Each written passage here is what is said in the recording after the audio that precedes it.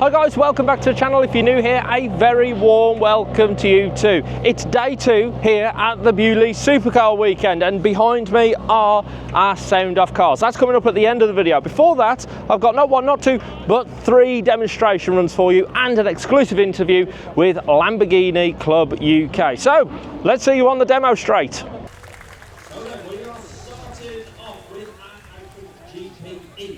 It's not all about power, but the engine in this one is energetic. It's that classic Vauxhall red top. Have a listen to this.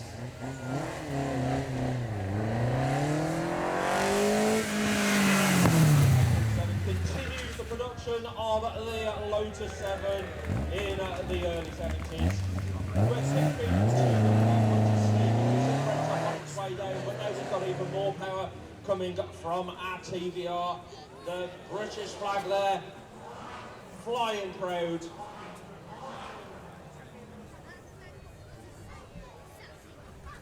The flag is red top, and remember this one has got no driver aids, lots of air.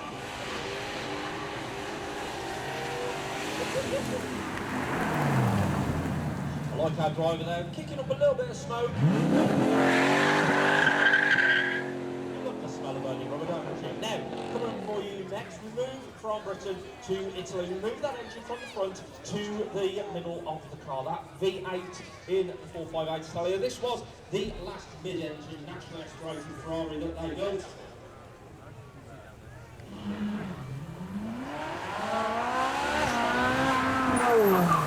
The V8s, especially the Ferraris, do love to sing. Now, coming up for you next, great car.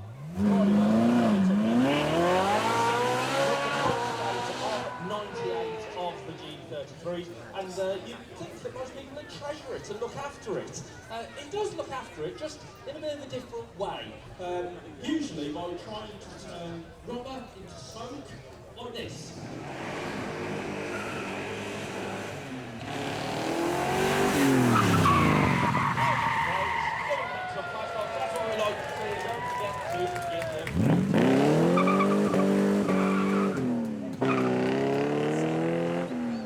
There's lots of different ways to do supercars and hypercars, and Porsches are all about efficiency. One of the things I say with Porsches, it should be able to stop twice as quick and it can accelerate. Just watch how quick the G33 accelerates. Porsches always find you where there just isn't no idea how to do it, but they'll do it.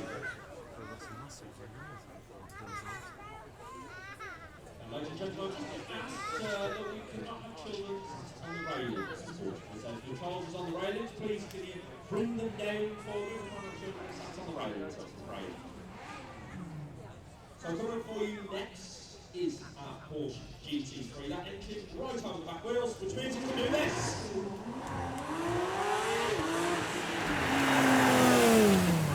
Absolutely glorious that, and that PDK gearbox snapping through.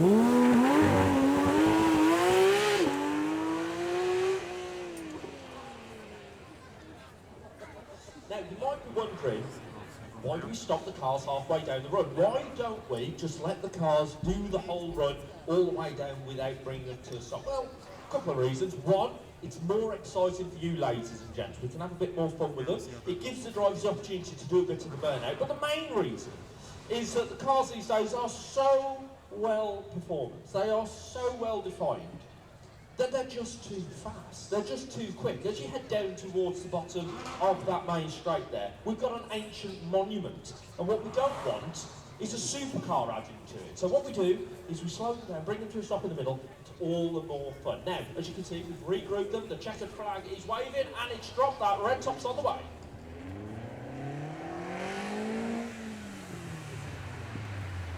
So the engine in this, you would have found it in the hot hatches of the day, the Astras, the Libras, you name it.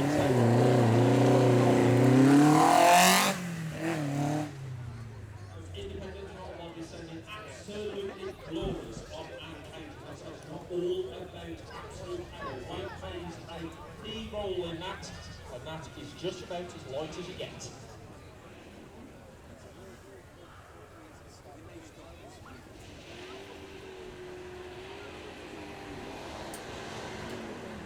Keeping with the British theme then is our TVR with, of course, Union Jack flying proud.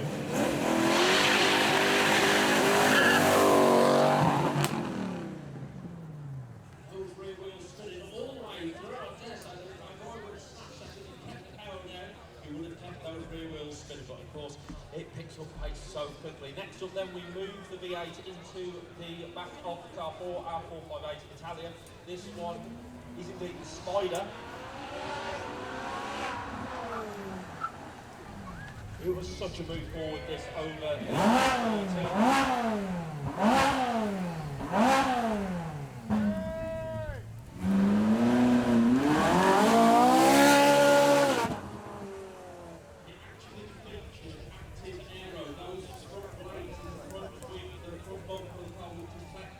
Speeds to change the aerodynamics. An amazing car 458, even now, nearly 20 years after its launch. Now then, if you like theatre, you're in for a treat. Here comes our G33, the very last one built, number 98 of 98. And boy, does our driver know how to get the best out of it.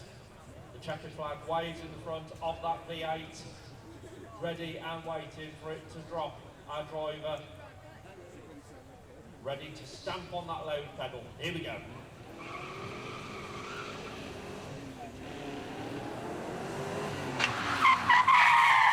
On the brakes, front wheels for red.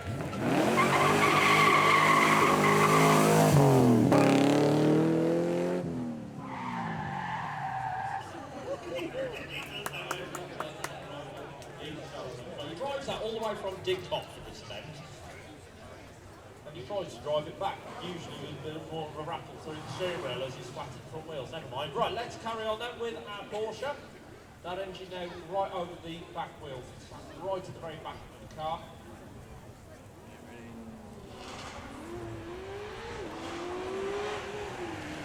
Let's look at how efficient this car is at getting every single piece of horsepower.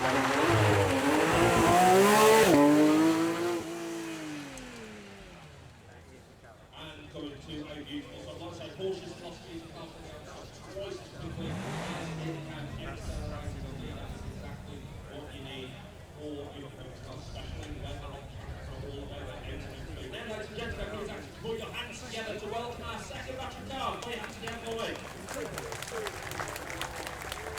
Yeah, then, our driver of this one has got a big smile on his face because this is one of the last outings for this car before he moves it on.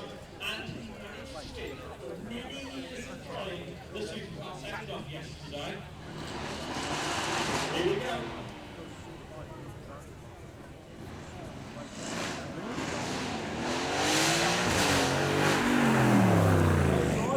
Sound Off Supercar Weekend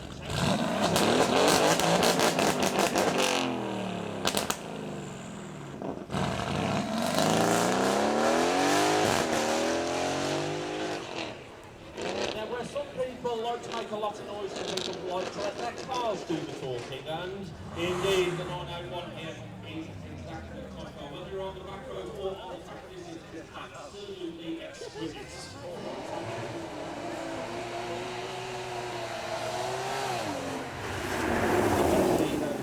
Technology working away to find the traction and get all of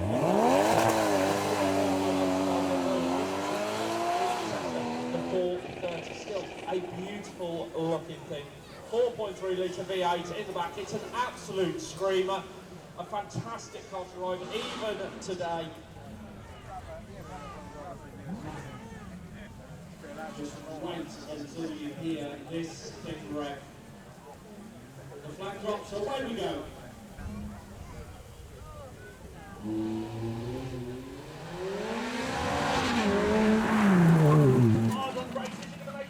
Don't forget, ladies and gents, if he does manage to get it, make sure you give them a big cheer.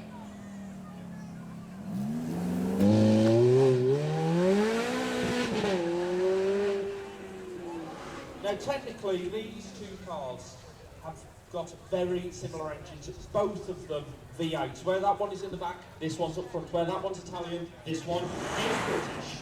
But just have a listen to the difference between the two.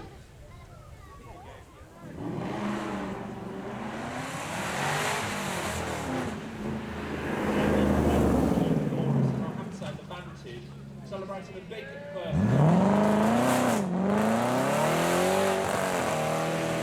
glorious. Now we have our R8. Now when the R8 first came out, it had that V8 in the back of it, giving it its name. However, they then later squeezed in the V10, and then for this second version of it, it only came as a V8, but it still kept that R8 name. So of course, she has quite a few bits with its sister car from Lamborghini.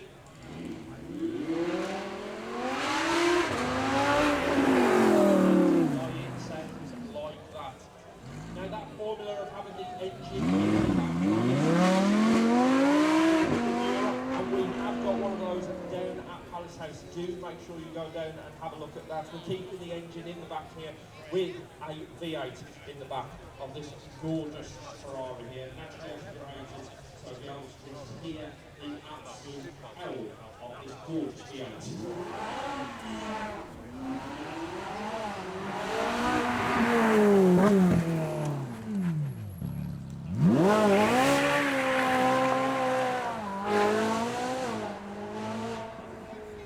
So don't forget, ladies and gents, those of you in the centre of our crossroads, if the drivers do manage to get the cars absolutely centre, give them the biggest cheer you possibly can.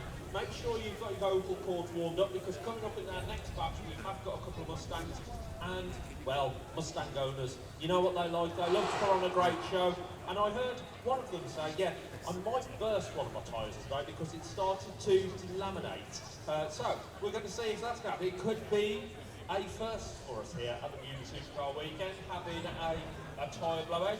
We will find out. I'm sure if you keep tuning him on, he will keep the revs on and those tyres spinning. Now, I can see our batch is pretty much ready to come. The flag drops, away we go.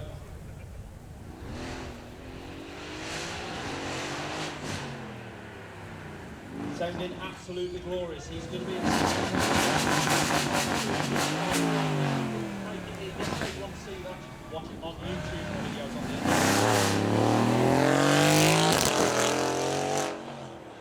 This is one of the last this year before the upgrade, so what a small song for him and his car. Now then, we go from theatre to absolute efficiency with our Porsche, that engine right over the back wheels.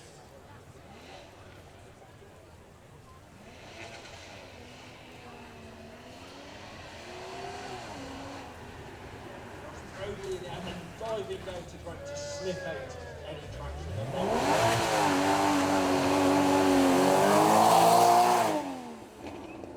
Close to the car accelerator, you can see how that Porsche is shifting out between wheels just to find the road to get to Porsches, it doesn't matter what the weather does here, they always find traction. I have no idea how they do it.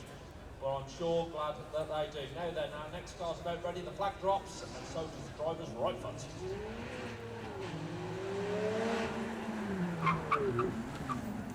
So it's time to hear the scream of our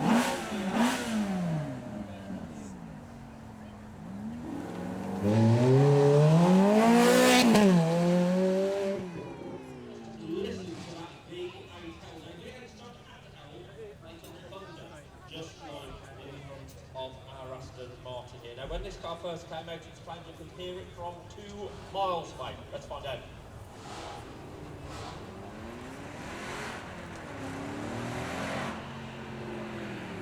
Hard on the brakes, coming to a stop, still a good.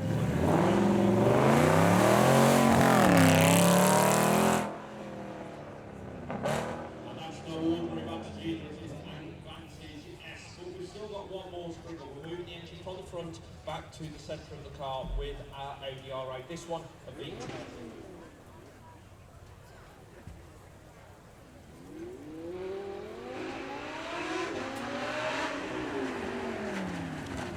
Oh, so efficient the Audi, and they brought that efficiency.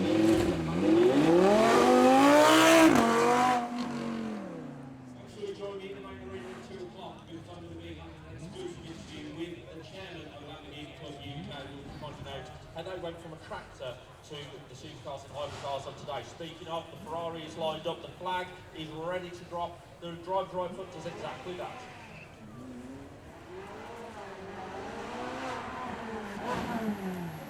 Hard on the brakes now.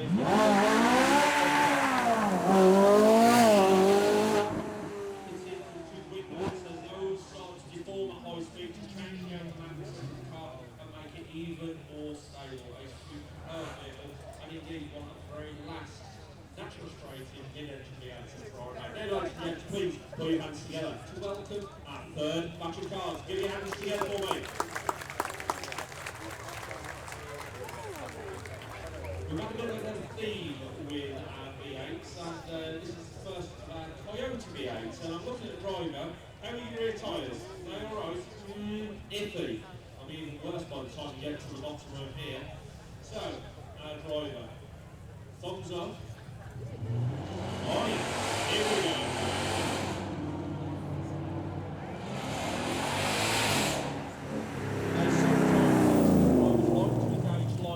It's quite sensitive, that system. Our road here isn't perfectly flat, and that can upset the line lock system. So if they spend a minute just getting it set up, it's the car fighting back.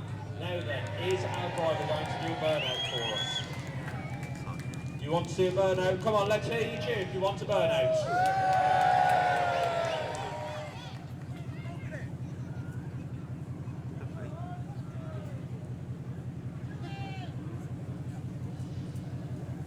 Anybody who's up at the top of the hill can hear Robert Denton. Absolute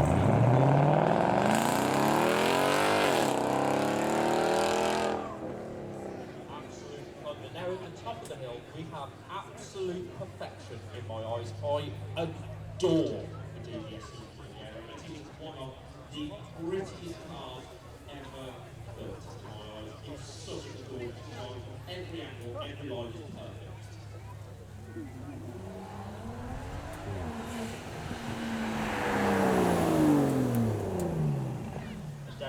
Just look at the beauty of that car. It's absolutely gorgeous.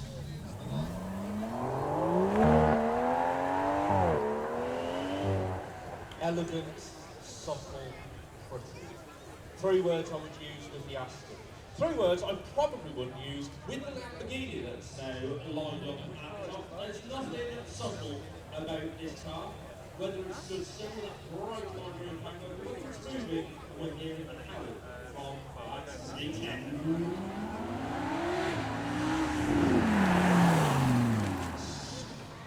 They're just so quick.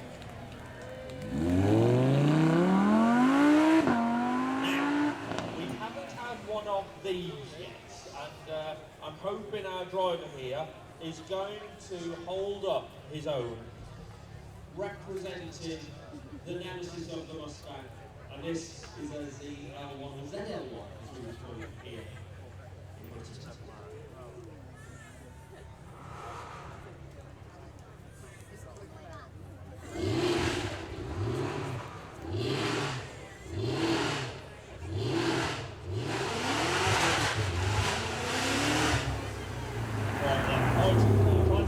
What it doesn't want to do, the car just wants to go.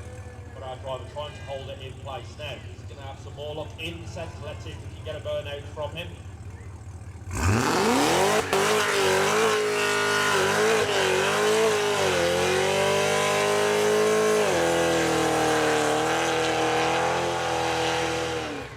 Oh yes, ladies and gentlemen, put your hands together for me. Low tyres are launching. And breaking news, just had a weather report from the BBC. It's no longer going to be sunny today. We're expecting clouds, tyre smoke. So anybody on that side is going to be wondering, is what actually going wrong? No, it's absolutely fine. Just a word of warning, there might be a bit of a bump down there now. It's rubber. Good luck.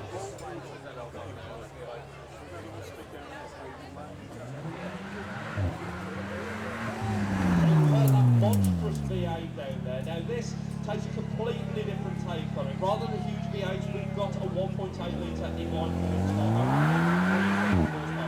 It's not all about huge power and weight. It can also be lightness as well. Now we have seen the 458, we've seen the F430, we haven't seen the 360 yet, but we are about to. We're going to get that gorgeous V8 season.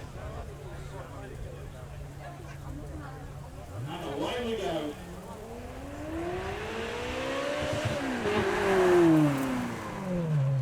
On base, the 360 is still got it. It's kept on and absolutely still a Ferrari. Great to see how the cars are evolving. Now, if you want to see that evolution, make sure you head down towards Palace House, because we've got supercars from all eras down including the latest 2,000 horsepower Lotus hypercar. Make sure you head down there, that's outside the front of Palace House, and then if you head around the back of Palace House, you will find our hypercar lawn, and there is one of the fastest production cars ever made. You've got to go down there and see it. Make sure you do. There's plenty of time for you to do it today. Coming up for you later on, we've got another 2 demo runs. First at 1 PM, another at 3 PM. And make sure you join me in the main arena at 2 o'clock for our interview with Lamborghini. But now back to the hill. I can see that the checkered flag is waving. Wait for it to drop. The thumbs are up, and our driver has been given the all clear to go.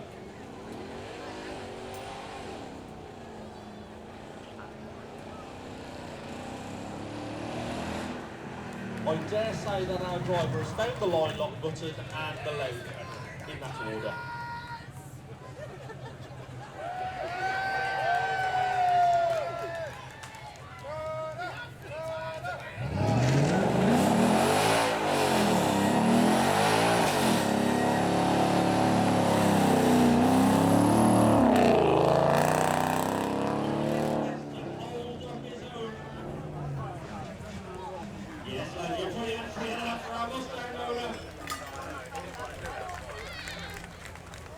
Just look at what they've done to my driveway. Look at the state of that.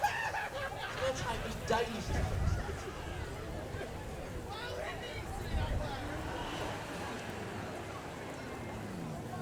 There is just something mystical about this place. Just look at the elements.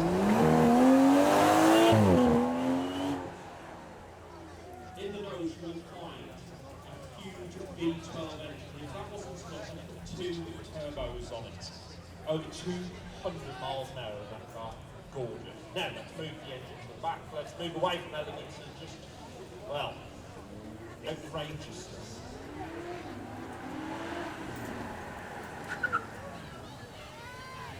The Lamborghini there, the nose got down. It's like it's having a little sniff and burn up. I didn't just like the smell of that because it seems to be quicker coming back. Yeah, we have our current burnout chap, if you like.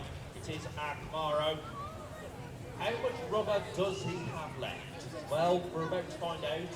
I reckon he might leave a little bit more behind. Remember, ladies and gents, if he does do that burnout, make sure you get a big cheer as he does.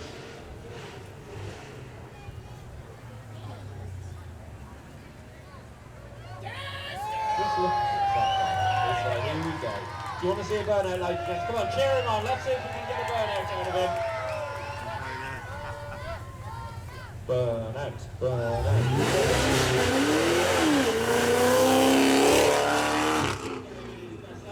Come on, give him another round of applause. Remember that it does actually need to drive home on those tyres. Never mind, let's move on then to our very different formula with our Alpine. This one, a colour edition.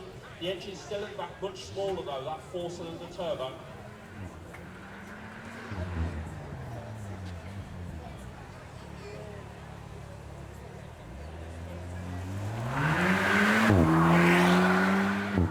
Yesterday we had the celebration model of this car, the BURNOUTS, on now moving on to high elevation and on its trip and now has a final hurrah with internal combustion.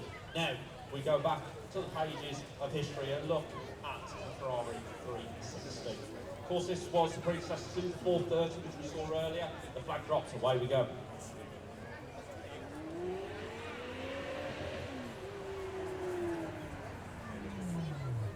Hard on the brakes, still a fantastic demonstration run for us yesterday. Looks even better. Absolutely gorgeous. If you didn't make it to the show yesterday, you can see all of the highlights, all of the demo runs, and the sound off on YouTube. Just search for our team. But for now, can I ask you to put your hands together to welcome our next batch of cars.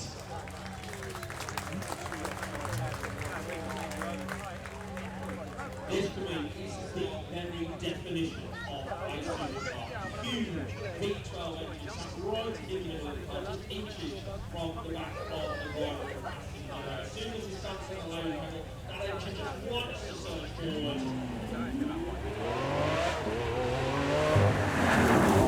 Everything and everyone in front to do with it. Superb.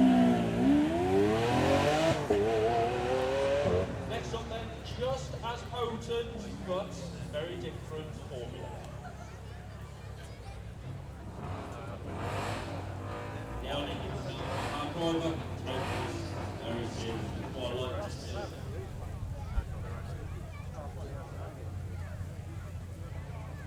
Sophie there, she's doing her best to hide the smile.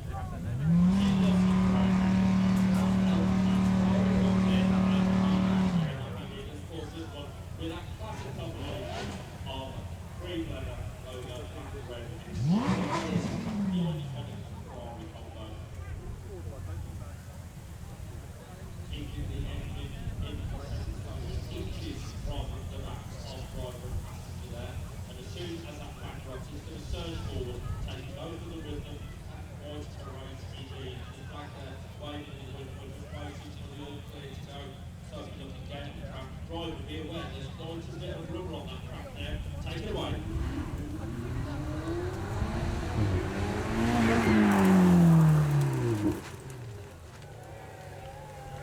Now then, that car's recessing like that. Has a very different answer to the same formula.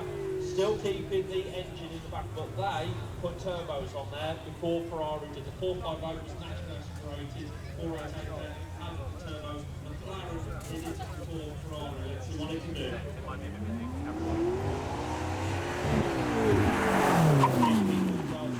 Still looking sharp all these years later.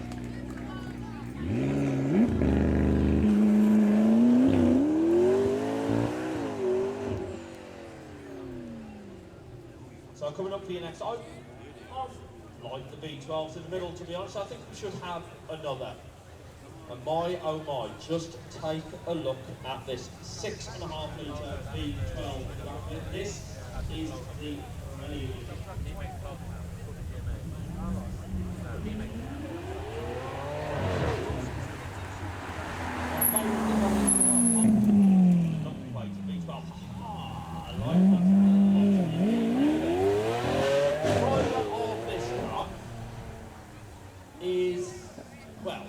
there's no word for it, it's a bit mental.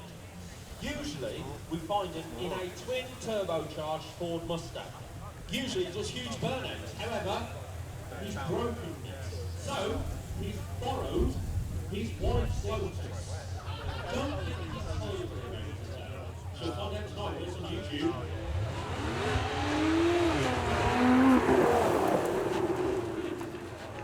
Hard on race, you can see some of that rubber being picked up there.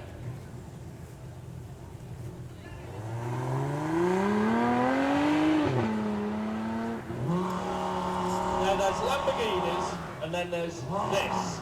And I love it when he holds it on that rev limiter, just there, ready to go, on that launch control. The ground shakes, the entire ground shakes. So please do it again for us down there in the centre. And all down the bottom, 5 more minutes. So away we go.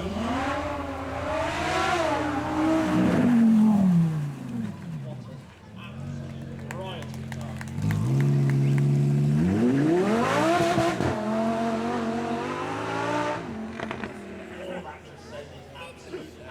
That's sort of like the Lamborghini of old, isn't it? When it was just absolutely ridiculous. Reminds me of the old content.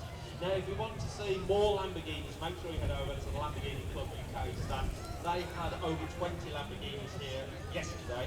I haven't counted them all up today, but when you're over there, you can see the very start of that brand with the Lamborghini tractor, as owned by Mr. Lamborghini himself. Make sure you head over there. I was lucky enough to have a go on that last night. You can see a video of that on Instagram. If you find my Instagram, which is @OurTin, go to the story.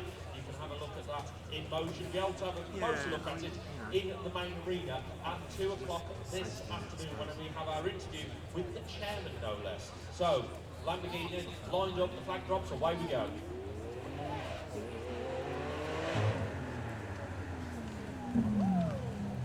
Really do like to tell, don't they?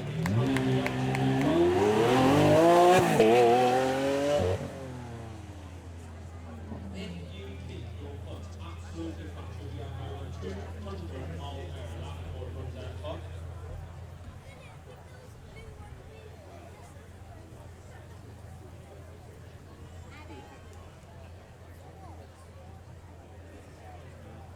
So the red flags are out as we just had a slight thing that we need to deal with at the very top of the track, which is being dealt with swiftly, and then we will continue with our demonstration. Of course, the number one priority here is, of course, everyone's safety. So we've got the thumbs up, the red flags are away, the checkered flag is up, and now it's down and away we go.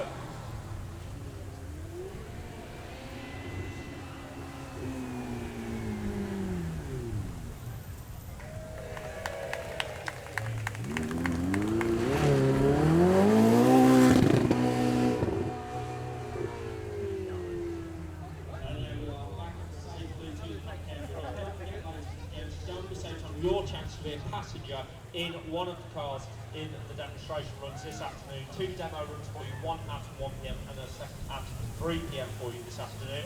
You can get your tickets over at the Sporting Bears stand.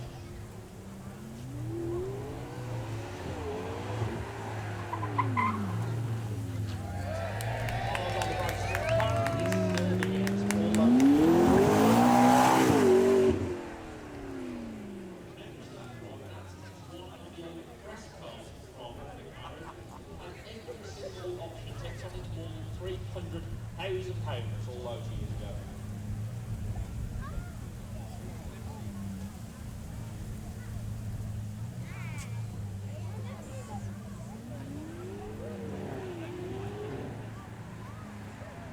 It's a monstrous V12 then in our Lamborghini. This one, the Ferrari special.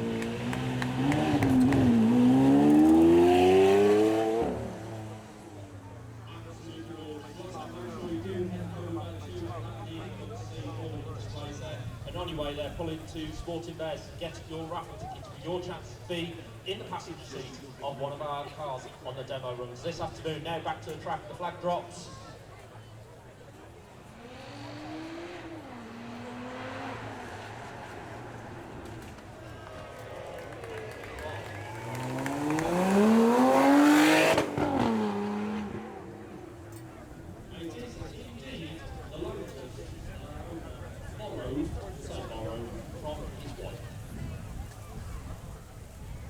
When I asked him about performance figures earlier, he was most times, exaggerated. Well, he did the opposite, so I wonder why.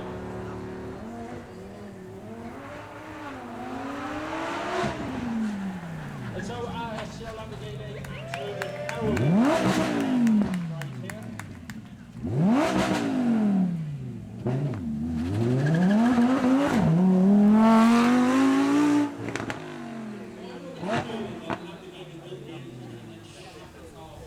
Put your hands together for the first car in batch number 2. That corner having the engine in the back, 4.5 Lamborghini Miura. Here it is our Lotus 3.5 litre V6 with a supercharger. This one up to 406 horsepower, 4.2 seconds to steer, no less. So let's see what our driver can do.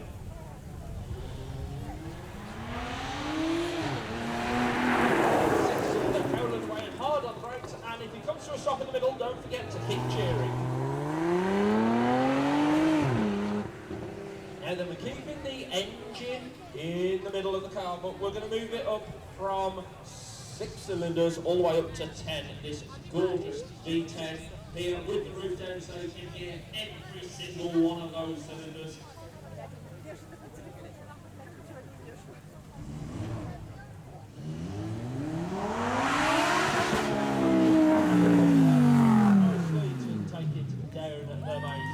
Glorious too.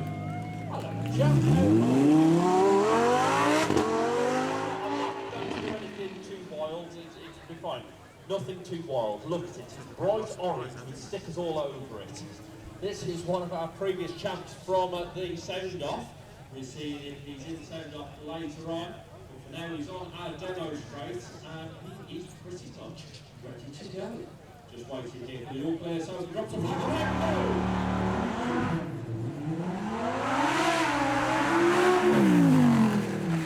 Hard on the brake, this went full commitment there, but all 4 wheels spinning off the line, absolutely.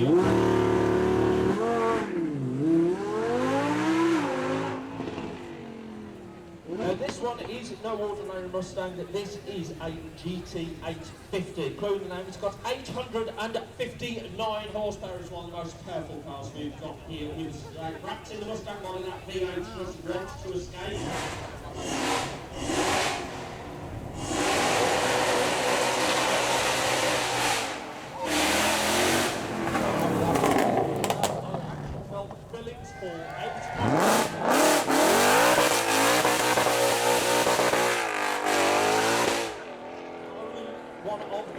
Supercars, also one of the most violent. Speaking of violent, just look at the styling of the TVR Cigaris.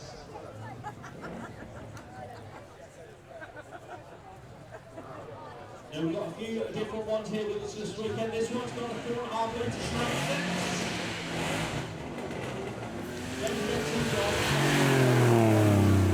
There's no ABS, there's no traction control, there's nothing to keep you on the straight flat other than your skill. If you run out of skill, it's not the car's fault, it's yours. There's no driver aid in that. Now that one's got the 4.5 litre straight six. It's a super sport engine, taking the horsepower up to 420 horsepower. And that 0 to 60 down to 3.7 seconds. The only thing more wild than that is the styling we did. It looks like it was styled by an axe. Now batch number 2 is going to be starting as soon as we brought our first batch up, and it is currently being led by one of our front engine Ferraris. A beautiful machine that's coming up for you in just a minute, but first we need to bring all of the cars back up from Palace House. Now down at Palace House you can see the Supercar lawn with a great collection of cars from all of the decades, and then if you head around the back of the house you will find the hypercar lawn, and I'm very pleased to say that my friend has brought his 177 to the show today, so make sure you check that out. It is the £1 million Aston Martin, only 77 of them built in the world. But now back to the track, I can see that the checkered flag is hovering in front of our mid-engine Lotus, that supercharged V6, ready to go. The flag drops, away we go.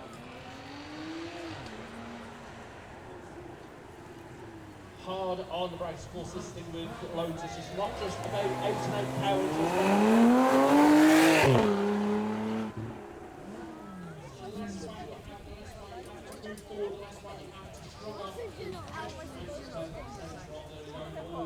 Just bigger and better and heavier and faster. It can always be quicker if there is less weight to be had. Speaking of, let's see our Lamborghini. A thunderous amount of power coming out of that mid-engine. Getting a little bit squirrely, you can see that. Although it looks nice to drive, we're using a little bit of traction now as our tyres begin to leave some of their rubber behind. Next keeping that V10 in the centre of the car with the roof off. Let's see it.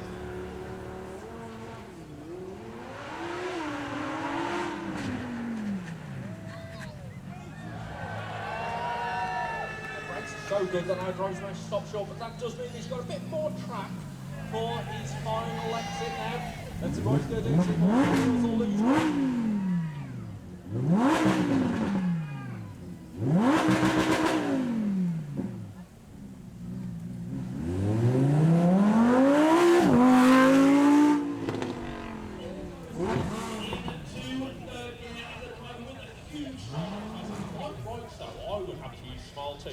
The next car's got even more horsepower, 859 horsepower, put through the rear wheels of our Mustang here. This is the GT850.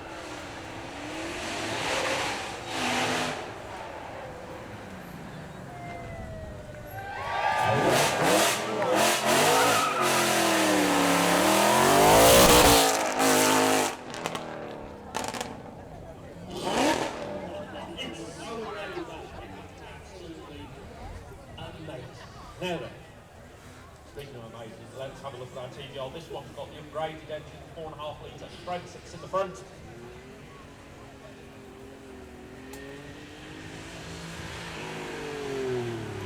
Just to say, two to three wheels, you can see they're locking up because they're on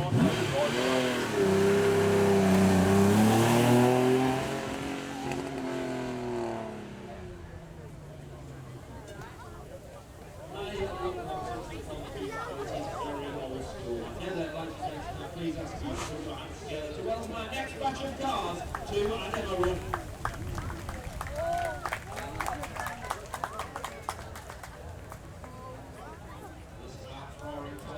This one, if you look at the details, you'll notice that the front grille and side grills there are silver. The driver taking a minute just to get the roof down. Of course, this is the nice thing that we're in California. It is a car that you can use all year round with that solid metal hardtop. With the roof down, and if you take a look at the silver details, this will show that this is a 3030 California. Into that 4.3 litre V8 in front has got 30 kilograms less to shift.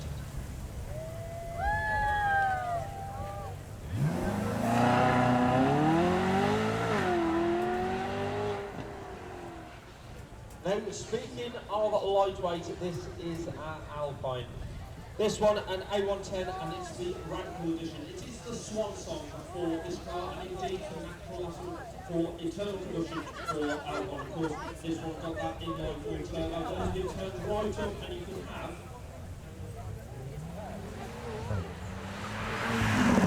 more exclusive. If you went for the Fernando Alonso edition, that would cost you at least 130. Now this is one of my all-time favourite cars, this. V6 in the back with 2 turbochargers. It sounds absolutely fantastic. And this is one of the very few that has been untouched on factory. You can hear those 2 turbos whistling away, those dump valves working their magic.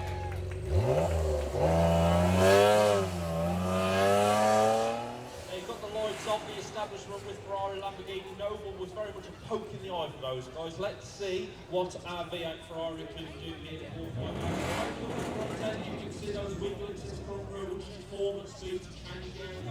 There's a huge step forward for Ferrari. This is 4.5 over the 430.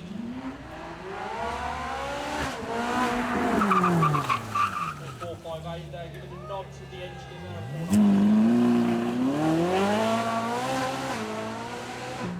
Keep it to that V8 theme, then it may be an Aston Martin, but that part was sourced from AMG. A 4-litre V8 with 2 turbochargers, no less. Very rare to see an Aston in this shade of colour. Usually both the models sort of greys and blacks as well. This driver, however, has brought it in this gorgeous colour.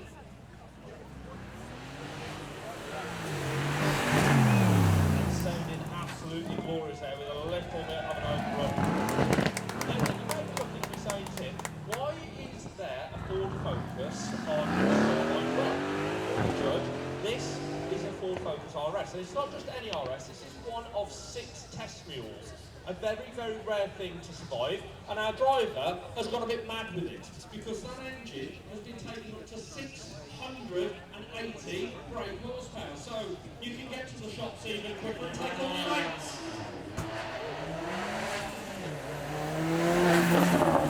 Of course, this is one of the sporty bears cars as well, so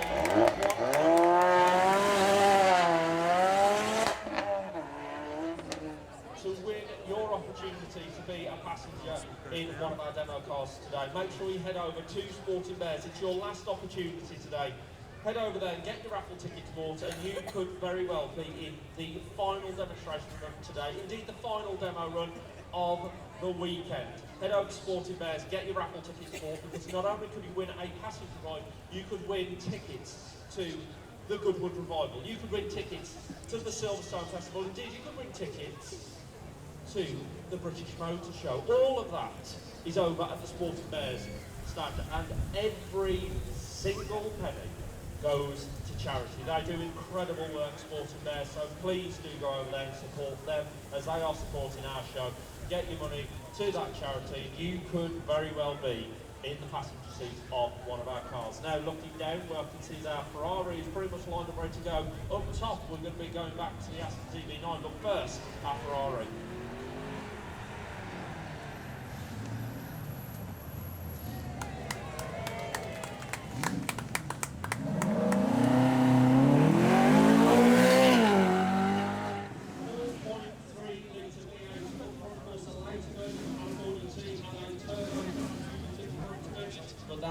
naturally aspirated V8. Gorgeous.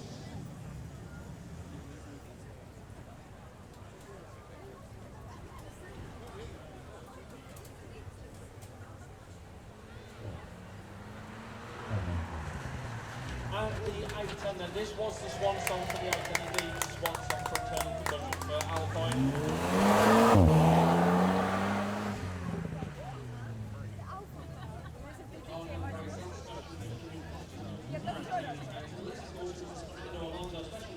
At which point should be well into six figures, £130,000 no less. Now, one of my all-time favourites, the Noble.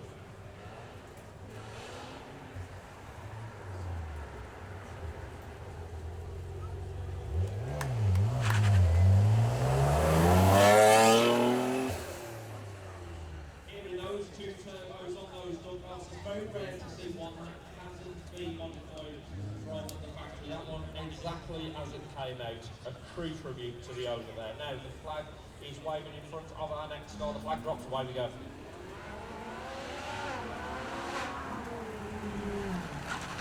That natural aspirated V8 howling up.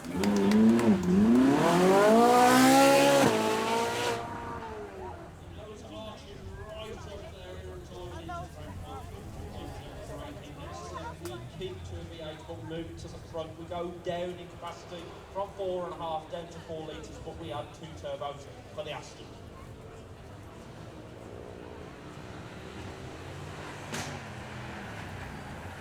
Hard off process, don't confuse the Aston Martin right for resist, and I think we've got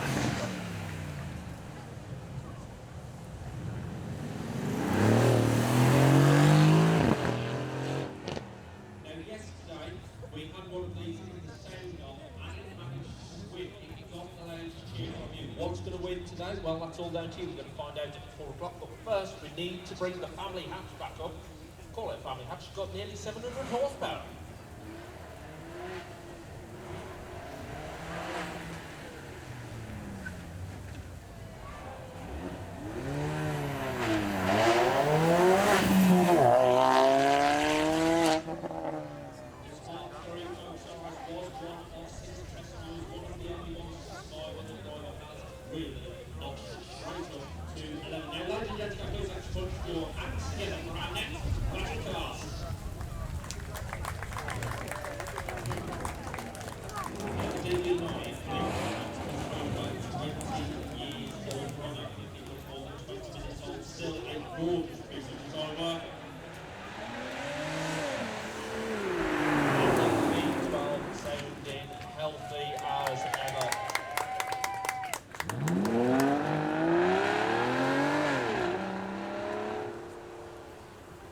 We move then from the V12 in the front of the car and we put it right in the back here with our 4 litre flat 6 and GT4. Now these are absolutely the middle on track, they're the middle on the back road. There is nothing to drive quite like a Porsche, and this to me is one of the very best. It was coveted in all the car magazines as being an instant classic, and I absolutely agree with them.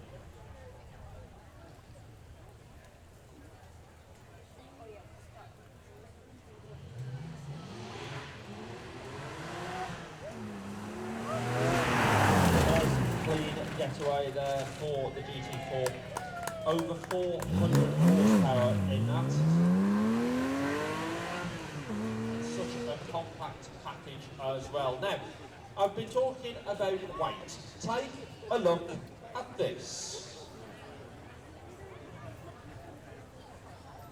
Yep, it's an aerial Aston. Now these are some of the fastest cars in the world. Because they've got so little weight, they weigh just over half a ton. Watch this. We had one of these yesterday with the supercharger, but here the supercharger at the bottom of the hill. This one.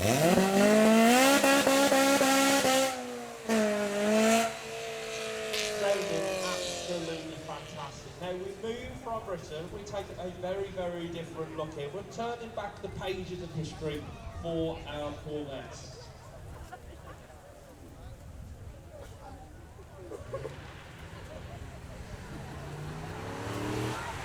Very much a grand tourer with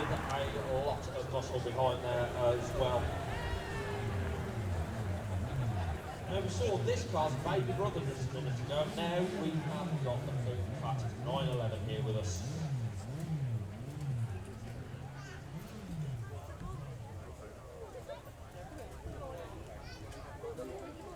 Ferrari 4S through 4 wheels. Here we go.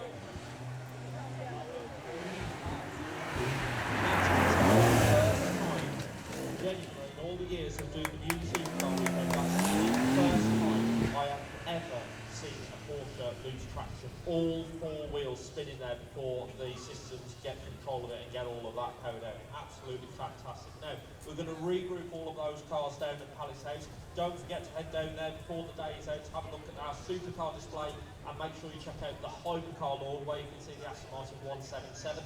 Make sure you head over to Sporting Days as well to get your raffle tickets bought, because the third and final run of the day, you could be in it. You could be a passenger in one of our fantastic cars here. All you need to do is buy a ticket in the raffle, and if your number is drawn, you will be in the passenger seat. I wish each and every one of you the very best of luck. I've got fingers and toes crossed for you. Hopefully you'll be seeing me trackside at 3 p.m. while the cars. If not, make sure you come and join me at the side of the track for 3 p.m. our third and final run of the day, which is often when some of our drivers like to leave pretty much all of their tyres behind.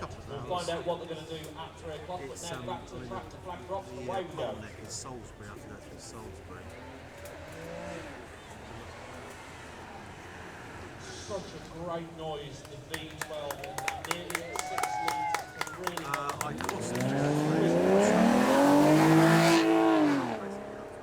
still knows how to dance with the best of them. Gorgeous.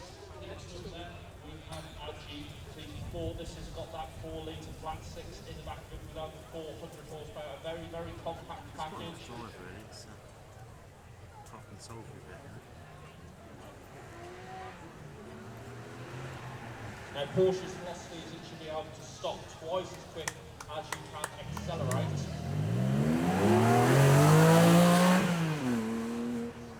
can see our driver just giving it a little wiggle, a little left to right, and it will not let go of that Now, if there was ever a car of giving you the only things that you do need and nothing you don't, it is the Atom. This one, natural aspirated 2-litre Honda engine. Let's hear it help.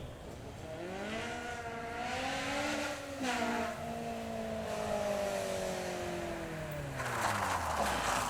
hard race, so you have to go back.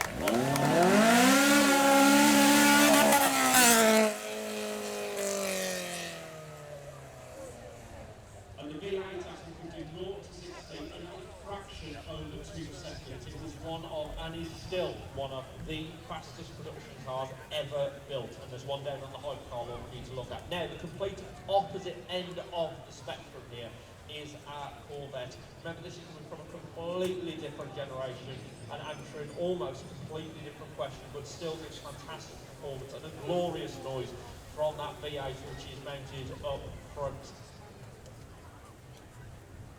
The flag there waves in front of the vet. It's down and away we go.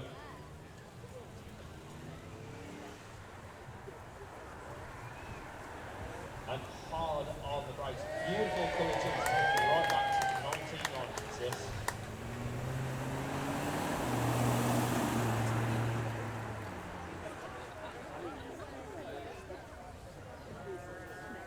On 21 states, but if I was taking one drive home about 3 hours on the motorway, I know which of those two I'd prefer to be in. Now then, we move to that Porsche's bigger brother, the full fat 911. Yours, eh?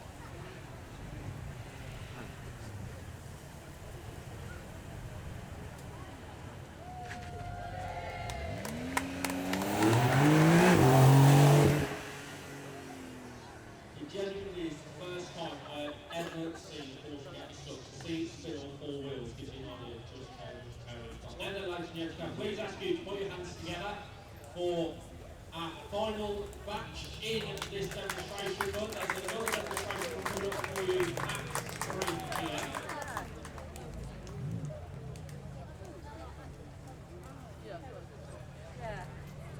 And Stephen's just might be a bit louder. Then Blue Rumble coming from front-mounted V8. Slowly turning the volume up for you. This ZR1 next.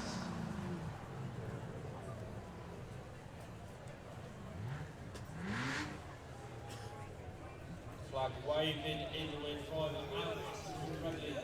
Get down and manage straight here.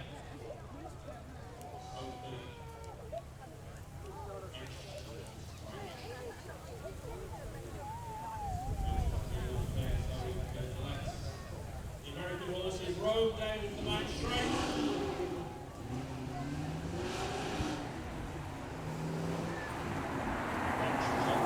Now the team in to the American team.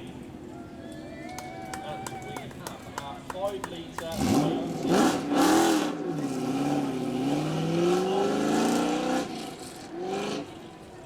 What is our driver going to do for us? You can hear it burbling away. Classic combination, V8 up front, low pedal in the middle, rear wheel drive. Flag waves, and away we go.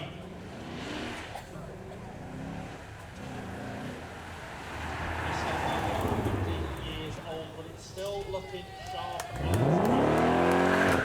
This is one of the only American cars we've got in this batch.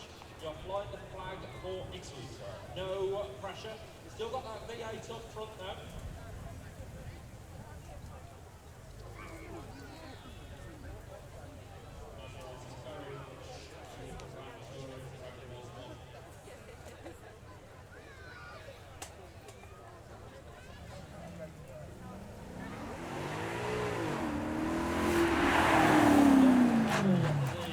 The Italians.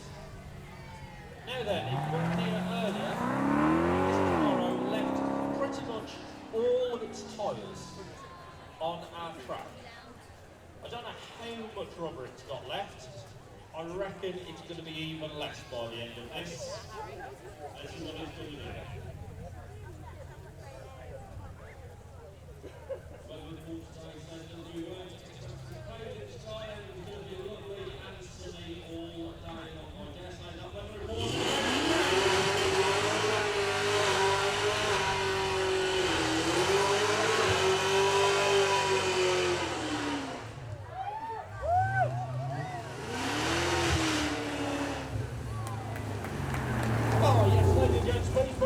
Together. Those tyres are not cheap. Are you guys alright over there? Yeah. All I can see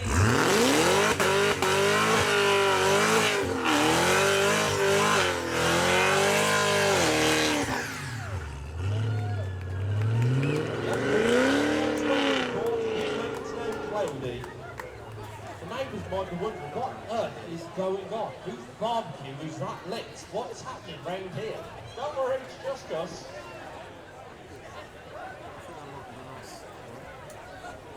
Just look what he's done here. Look at this mess. Look at this mess. Do you reckon it's hot? Do you reckon? Ooh, here we are. Here, look. Do you want some? Literally inches of rubber there. I'll show you that later. I'll put a picture of that on Instagram for you later so you can have a close look. But yes, good to see our Camaro driver well and truly pleasing the fans. Now then, we have got red flags out at the moment as we regroup the cars together. This is an American special almost as much, apart from one Italian sneaking in, our Maserati.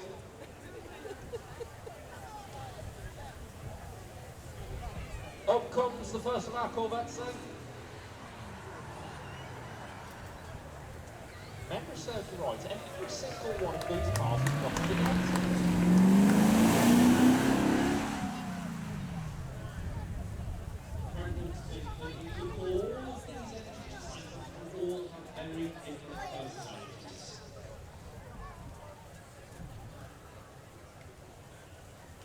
second of our events then, far below first. I'm sure you're about here as the fan drops.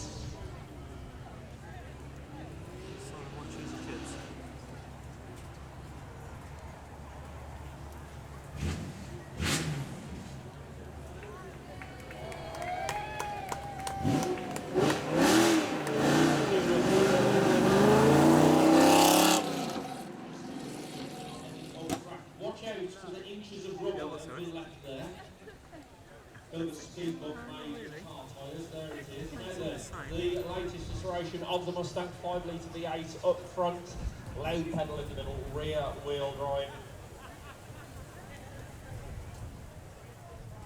Slotted the Maserati in between the Stang and the Camaro, just in case they get a little bit edgy with one another. The flag then waving in front of the Mustang, just holding all of those American ponies back. The flag drops and the Stang is away.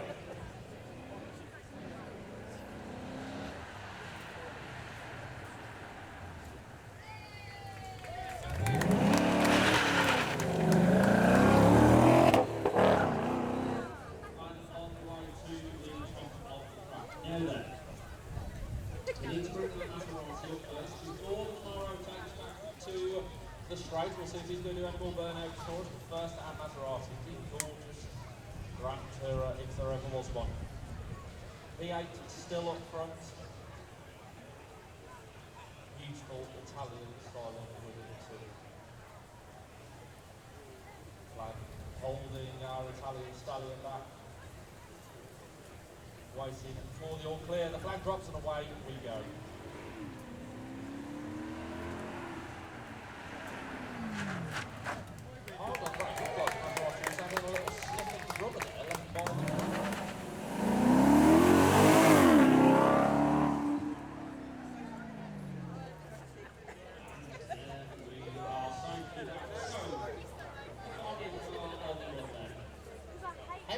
Tread does he have left? I wonder. Does he have enough for more burnouts? If you're down there, cheer him on. Go on, let's see another burnout. Go on, egg him on. There he goes.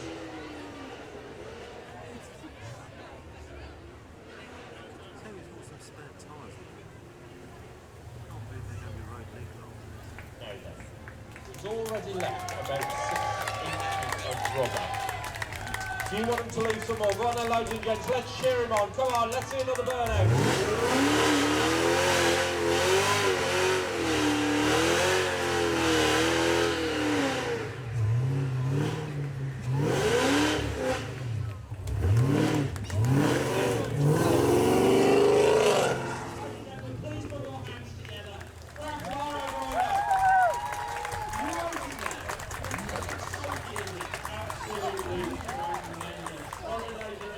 So good afternoon, ladies and gentlemen. Welcome to the main arena here at the Beaulieu Supercar Weekend. I'm delighted to say I've been joined by none other than the chairman of Lamborghini Club UK. It is Alan Robb. Those of you around the arena, can please actually put your hands together for Alan Robb.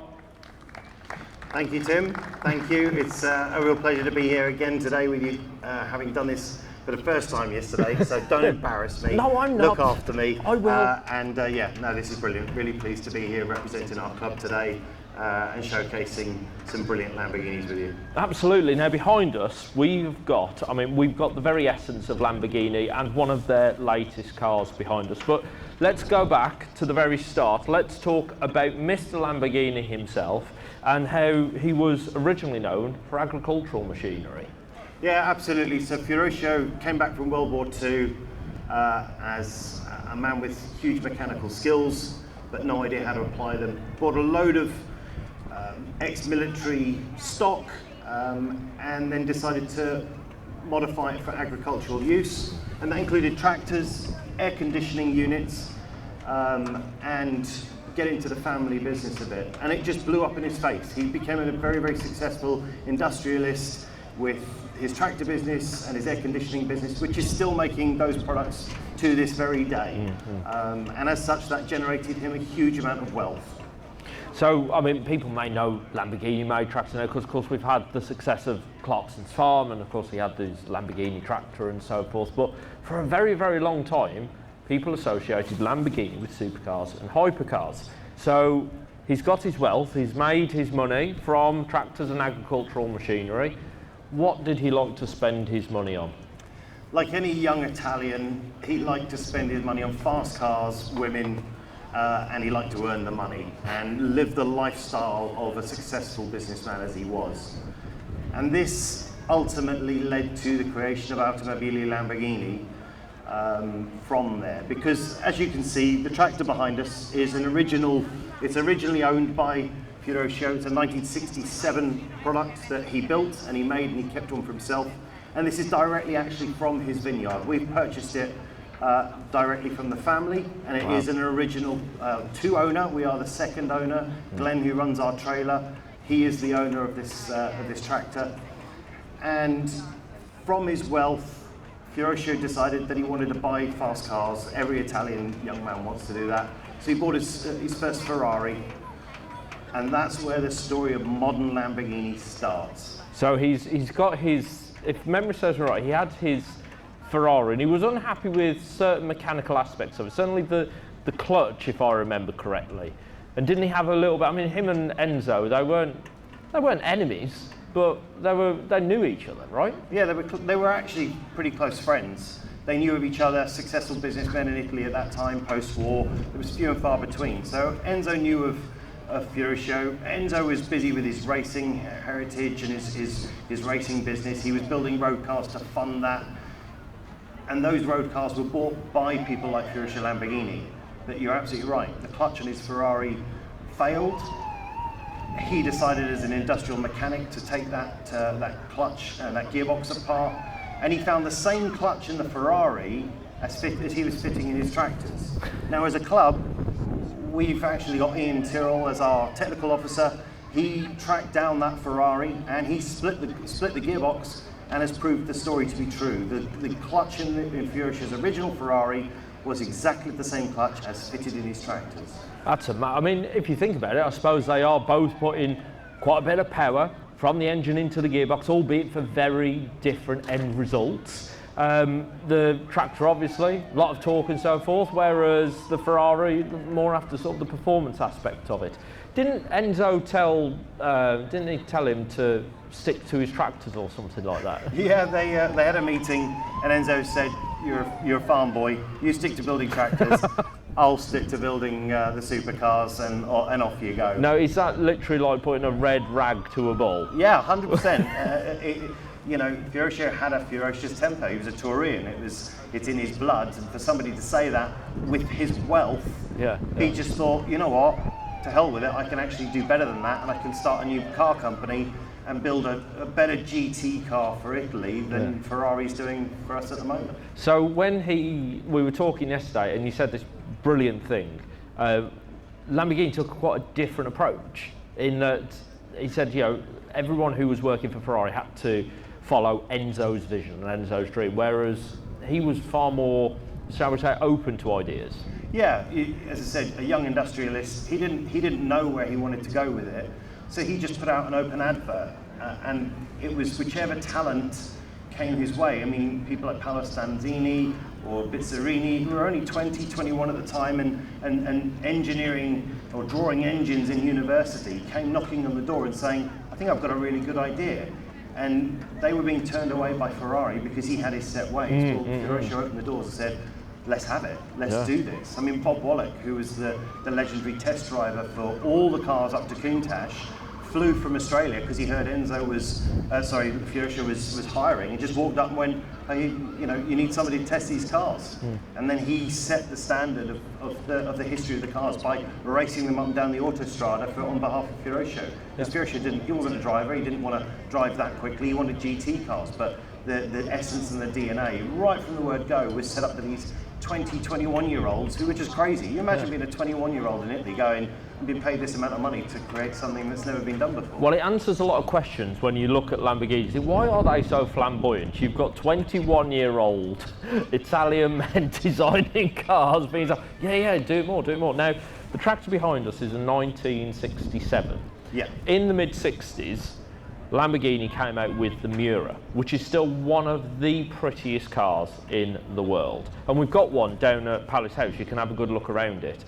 And that took inspiration of all things from the Mini, mounting that V12 across the body. Yeah, absolutely. At the time, there was no design limitations. People were just coming up with crazy ideas. And the Mini had just premiered, and somebody thought, well, this this 4-litre V12 is small enough that you can fit it across the car. Yeah. So rather than having a long bonnet in front of you where it's mounted longitudinally, let's fit it transversely and see where it goes. And they actually just showed the chassis at the Geneva show in 1965, and all the Italian design houses knocked on the door the very next day of Lamborghini saying, we want to clothe that car for you. Yeah. And of course it was Marcello Gandini and Bertoni who won the contract and created one of the most beautiful cars of all time. I mean, it's even now when you look at it, it's stunning. It's full of exquisite details. Things like when you open the doors, it's like the horns of the bull of that of the emblem there. But in putting the engine in the middle, they almost set like the DNA then for like the traditional supercar of a big engine mid-mounted. Yeah, nobody had done it before. The Ford GT40 was the first mid-engined road car, but that was a race car that had been made road legal. No one thought of doing it on a production car. Ferrari were years behind. It shocked them, the 365 Daytona. It shocked them, the world, to have this mid-engine car performing the way it did, clothed in such a sexy body, and it set the standard for modern supercars. It introduced us to our world of supercars as we know it. Yeah, and behind us we have one of the upstarts, one of the pin-up supercars of the current generation. Tell us a little bit about this. So this is a very last of the line Aventador SVJ. So we've gone from, you know, 385 horsepower in the Miura right up to this fire-breathing near on 800 horsepower SVJ with all the aero tricks and gadgets and gimmicks. I mean, it's got a very, very sophisticated downforce system called ALA, which actually forces air forward out of the rear wing to increase the downforce across the back of the car as you're doing extreme turns. It held the lap record at the Nürburgring for a significant period of time, and it's one of those cars that, you know, it's just unlike anything else you experience on the road. It's a phenomenal bit of kit. I look at it and it's like every single thing that's been turned up to 11. It's like, if it can be done, if we can take it that far, let's do it. Let's do it. There's a level of flamboyance with Lamborghinis that is unmatched by any other car manufacturer in the price range. If you want to get this level of attention, you really have to go to Pagani or Koenigsegg or Bugatti to make a statement that you're going to be able to drive a Lamborghini in the same way. I find that, you know, you've got Ferrari and Lamborghini, they're very closely, you know, put together with people. You know, people associate the two together, but they're always very, very different machines. You look at them on paper, you think, well, actually, they look quite close. You know, very, very sexy bodies, 2 doors, 2 seats, most of them, big engine, usually in the back. But they are very different, very, very different. I've been very, very lucky to drive numerous supercars in my time. The difference between Ferrari and Lamborghini is that Ferrari, when you're driving one of their products, and they're exquisite, they're beautiful. We've got a 488 here, and it's a spectacular car. And, you know, but Ferrari want you to know that you're driving a direct descendant of the heritage. Sorry, that's a 458, I apologise. It's all right. But I'm a Lamborghini man, so, you know, forgive me.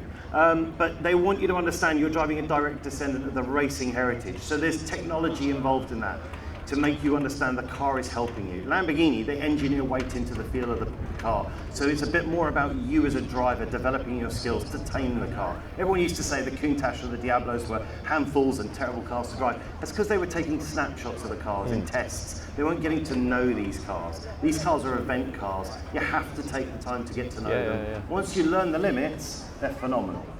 Now, you have in your time worked for Lamborghini, and we were talking last night about your all-time favourite Lamborghini that you actually did some aero work on. Can you tell us a bit about that? Yeah, I started working for Lamborghini at the 2000s, just before the introduction of the Murcielago. So I looked after the Murcielago with the introduction in the UK, looked after all the iterations and the modifications to that car.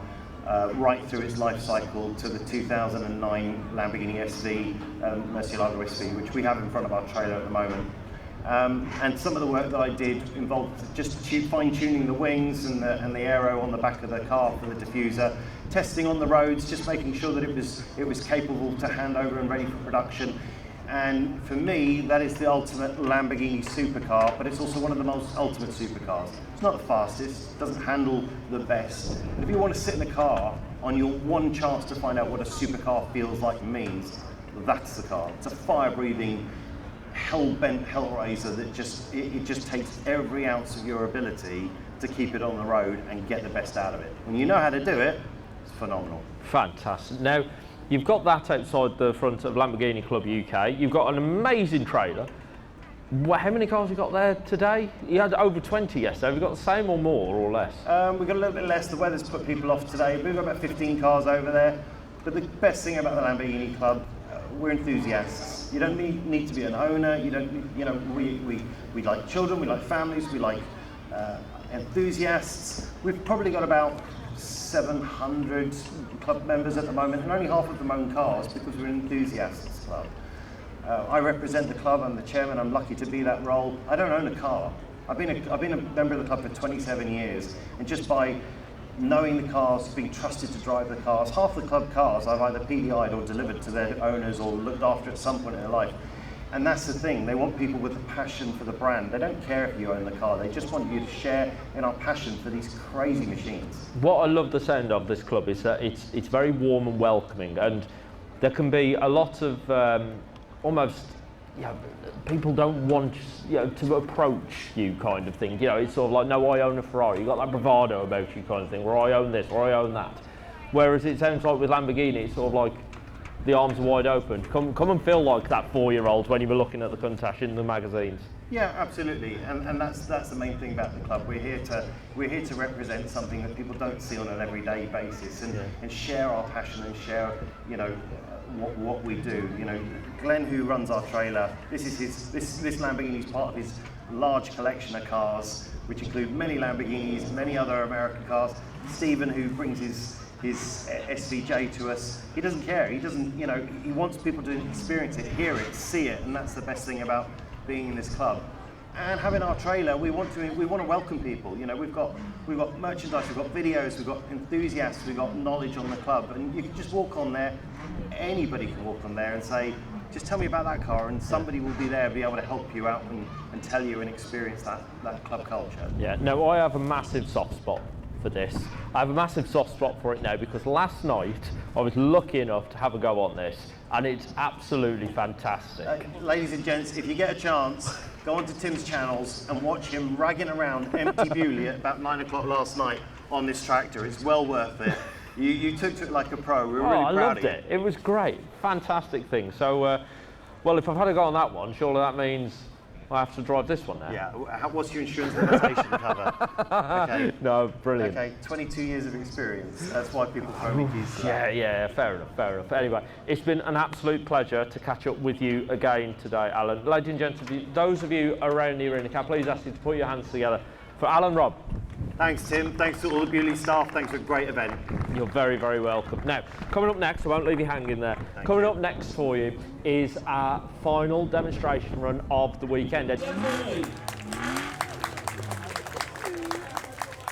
then, this, those of you keen-eyed ones who will know this or recognise it as an Aston Martin DBR1. Now, these are absolutely priceless. In fact, to give you an idea,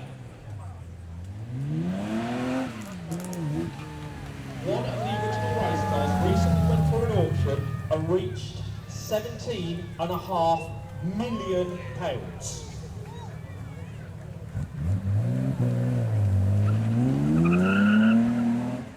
I am very pleased to say that that is an exact replica of it, but it still wears a price tag of £120,000. It's built to the exact same specification, and it's absolutely stunning. Make sure you go and check it out.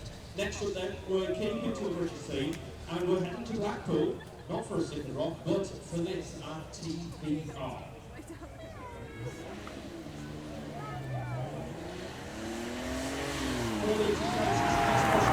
400 horsepower, no driver aids though, so remember, anything you get wrong, it's completely down to you. Now our Porsche here does have a few more driver aids on there, but they really do know how to put a car together well, Porsche. Just watch this take off from the line. It's grip and go with Porsches.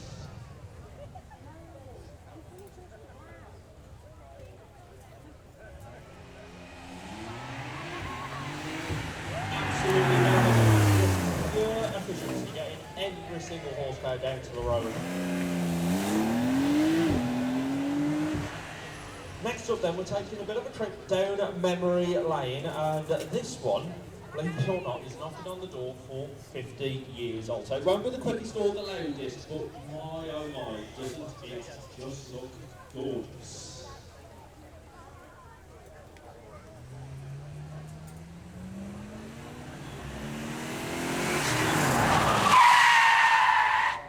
Hard on the brakes indeed, 5.7 litre V8 in the front of it, pushing out 220 horsepower. Of course, American cars of that era would mostly struggle with fuel consumption and emissions, but still sounding absolutely wonderful. Now, move from the 911 down to that car's little brother. It's performed faultlessly all weekend. Let's see how good start he can get away. Here we go.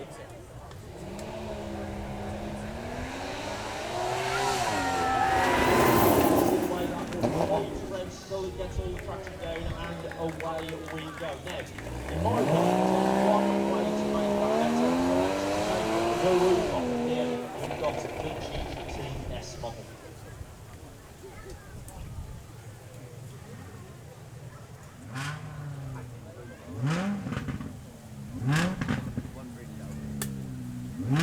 Flag waves in the air and the drops, away we go.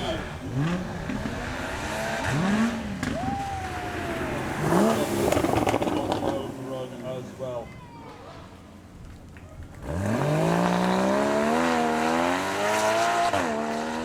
Getting all of that power down to get the car moving as fast forward as possible. Like I say, the Porsche is always grip and go. Doesn't matter what the weather is doing, they always manage to find the traction. Now, by the sound of it, we've got a few upstarts joining us for our next batch of cars.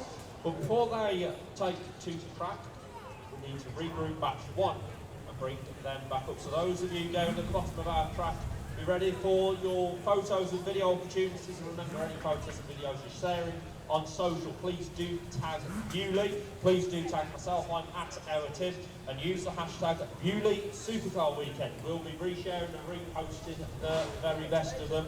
Can't wait to see your experience here at the Beaulieu Supercar Weekend. And don't forget, you can relive it all tonight on YouTube. Now back to the track, the flag drops on our DVR1.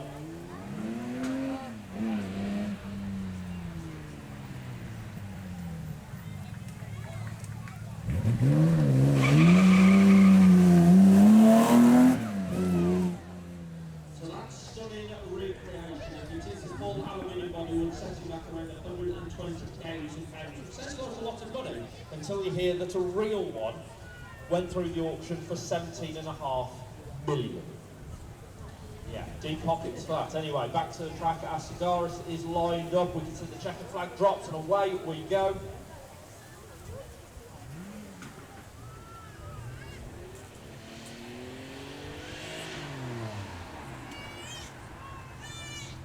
Now, interestingly, both the cars that we've just seen there, both of them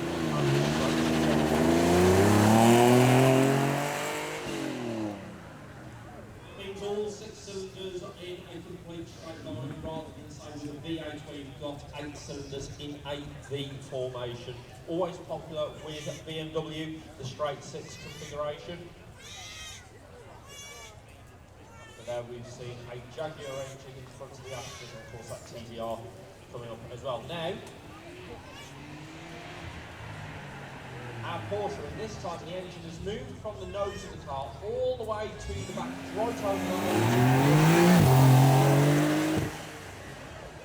you can hear that flat 6 singing away. Now, that flat 6 cylinders on those cylinders, rather than going down, they're going side to side. Now we move over to America. Remember that this car is knocking on the door for 50 years old.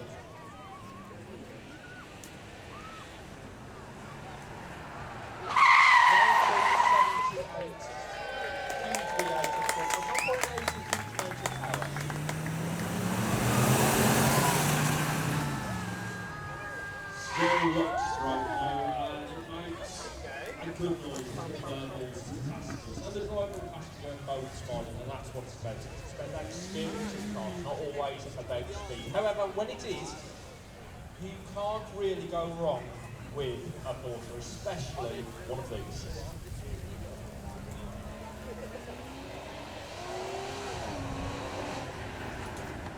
Lucky enough to test these back to back about 911. If you're on the back road,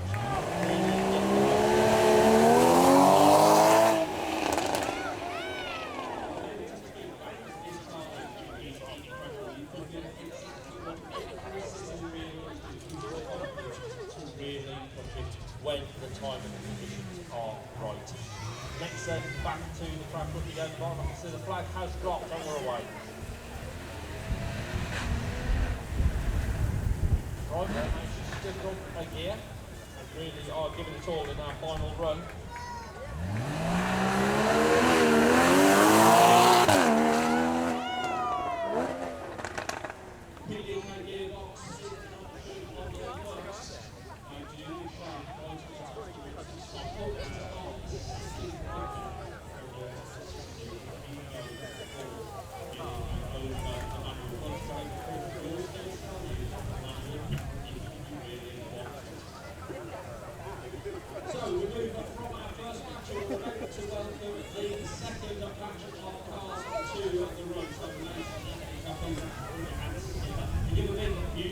To match number 2.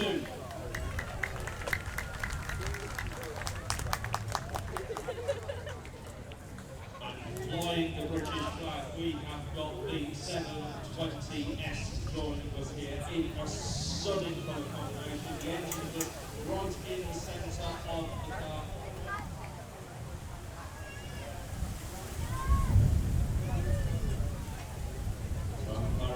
Getting ready to head down. Take the consoles at the side of the car, you can see all of the aero, all of the aerodynamics there working to get the air around the car, around that downforce, roof down so we can hear all of the glorious sound of that mid-mounted engine. Paul McCallum first came out with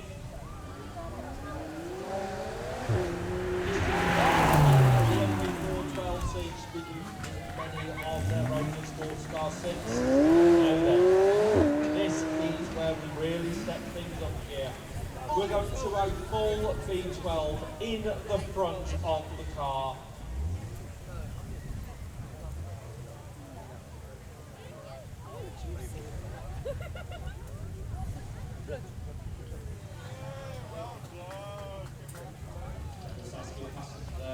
To bring the camera down. So now Sophie has got the flag ready and it drops. Just listen to this V12.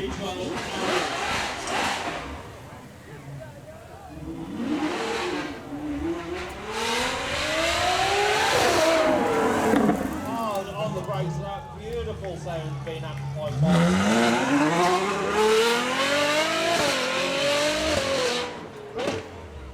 there's sort of 2 ways of going fast. You can go for absolute power, which of course then you need absolute power to stop it with, or you can go for the lighter version of doing that with the aerobatic.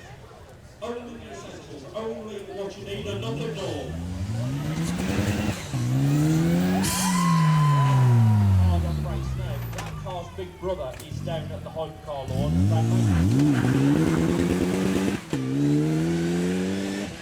One of the fastest production cars in the world ever. 0 to 60 in just 2.3 seconds. Now, looking over here, I do believe this is one of our very latest Porsches that we brought 2 weeks ago.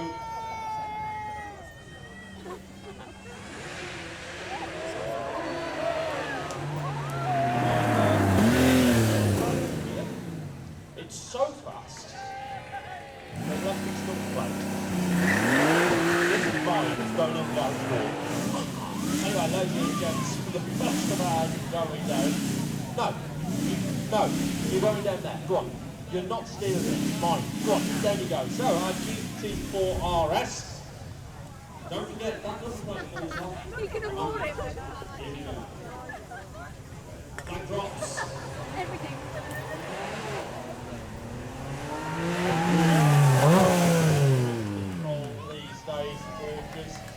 And this from our Porsche.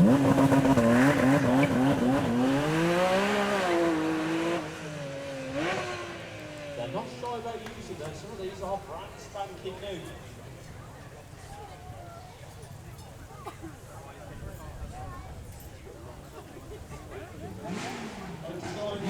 All the way back to the 60s Smooth launch control, you can hear it build up the spool of the turbos, and away we go. Oh, you're having that one. Got 1 inch. They laugh, but I'm going to use this to get home really, really quickly, and they'll have some letters in the post, I'm sure. Anyway, we are going to regroup all of our cars and bring them back up for you to see them. Coming up in our next batch, we have got a genuine police car from the States. It used to catch the speeders on the interstate, and now it's doing exactly that on the Beaulieu main straight. That's coming up in the next batch though. The start of the next batch, a heads up, is one of the loudest cars here today. Basically it's a TVR with no exhaust. That's the only way I can think to describe it. Some of our driving owners are quite unhinged, aren't they? I love it. I think it's brilliant. You're embracing your inner child, and I'm all for that. Now then, let's regroup our cars. I've just heard that the McCallum is going to rejoin us, so we're going to get another look at the 720 coming back up to join us. That engine right in the middle of the car. Here we go.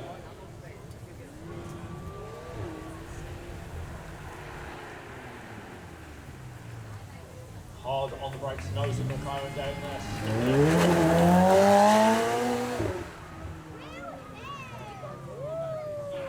They are so taking a bit of a nose out to the cautious football, that haven't they? Focusing on that performance and efficiency. There's nothing subtle about what's coming up next though with our V12 engine Ferrari.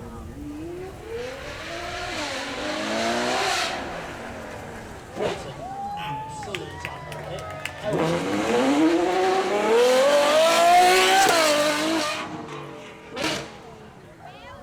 It sounds violent on the nose.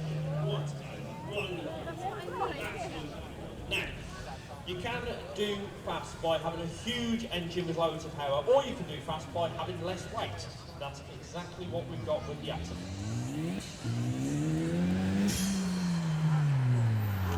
Here, this has got forced induction.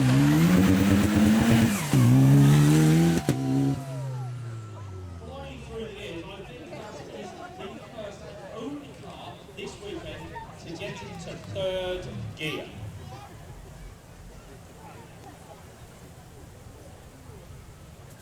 The flag waves in the wind then for the first of our Porsches. Just listen to the launch control on this. And our driver there squirreling away to try and get it to let go. It will not let go, it's a Porsche.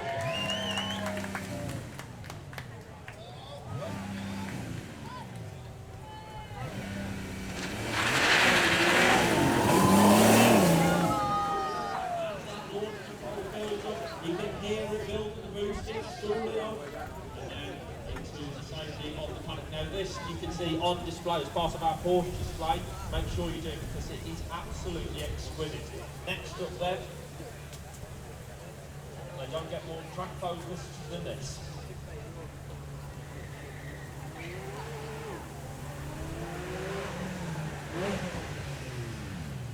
Beautiful density. Now listen to the way this takes off.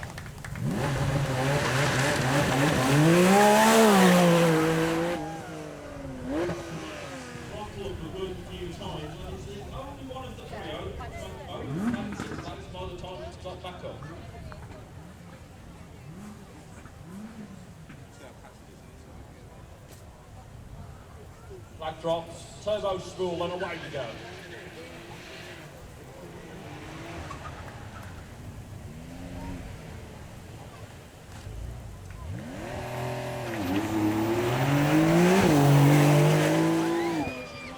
It will not let go.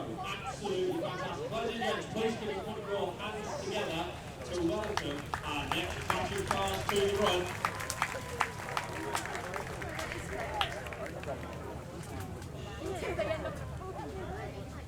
So, ladies and gents, a heads up. This one is extremely loud. Really loud. 4.5 litre, I'm standing back, it's that loud. You ready? Sophie, it's been nice knowing you.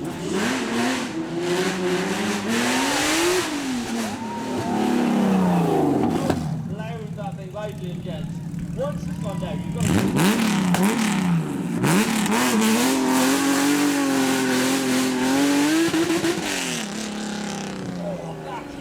One loud machine. Now you have the chairman from Lamborghini Club at UK, and now we have Lamborghini on the solid ready to go back into right in centre of the car.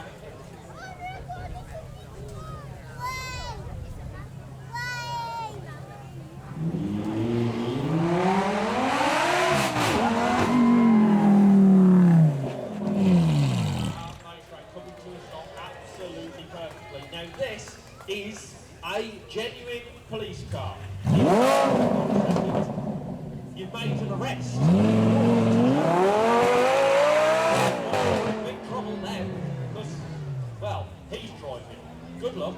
So this is a genuine interstate police car. This used to change the speed on the interstate. Now it's on main straight here at Beaulieu Supercar Weekend.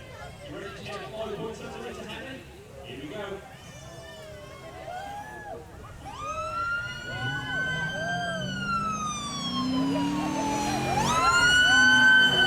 Send that down after the TVR, see if you can hear the siren over the top there. I don't think you will.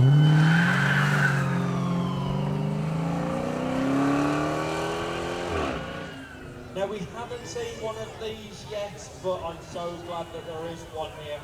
It is our Alpha 4C. If you might remember the 8C, really expensive supercar, this almost has the essence of that and brings it down. It's at a everyday level, but there's nothing everyday about what expensive car is. Absolutely superb. Now this car is very similar in its setup. That engine is still in the middle, it's still 4 cylinders, it's still got forced induction. This is essentially a full engine, and this vehicle has only just gone out of production.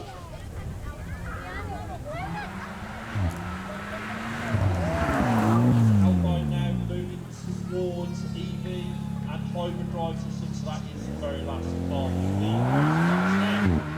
one of the most iconic internal combustion cars is indeed the AC Cobra. Started out as a little British sports car, the AC Ace, until Mr. Carroll Shelby got his hands on it and squeezed a monstrous American V8 into it.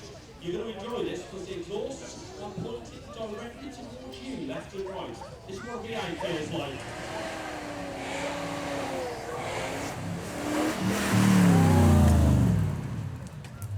Once our car gets to the bottom of the road, I'll tell you a little story about the AC Cobra.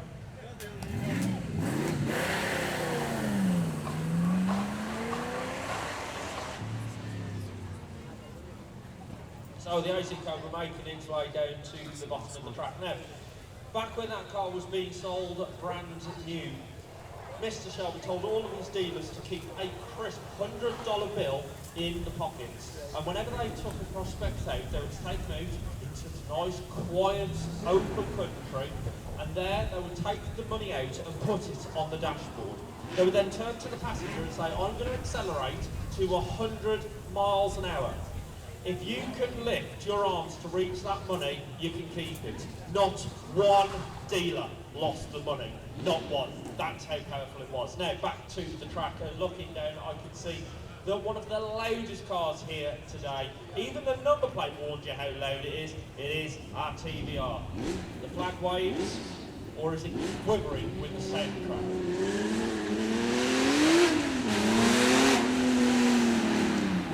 Remember, TVRs, they have no driver aids.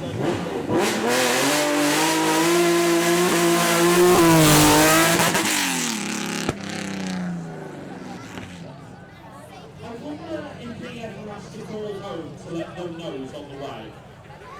Probably just starts it up somewhere. Oh, he's on his way. There we are. Right then, back to the track. Let's have a look down, and I can see the flag has dropped.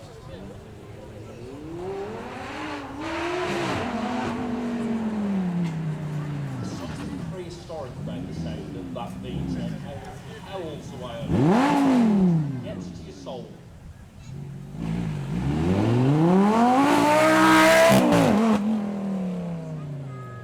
Listening to that car from the Beaulieu straight reminds us of you wonder what our ancestors would have felt like when they decided to time and roll away from us. Think, where's that noise coming from? That's the exact feeling I get. I would also get a bit of a worrying feeling if I saw this in my rear view mirror. It is one of our state trooper cars from the US.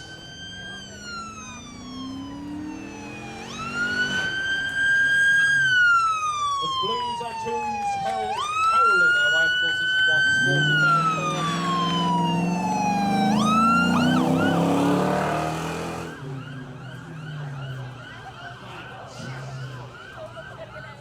I wonder if I can hire them to get home later.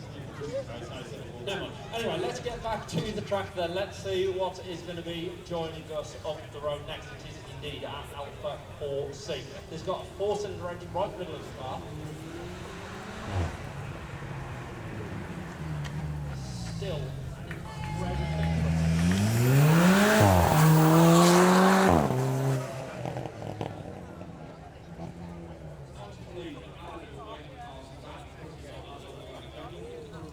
completely different. Now, looking down to the bottom track, we can see our Alpines lined up. This is the very last of the internal combustion Alpines. They're now moving over to electrification and hybrid drive trains. So, this was the swan song for internal combustion for Alpine.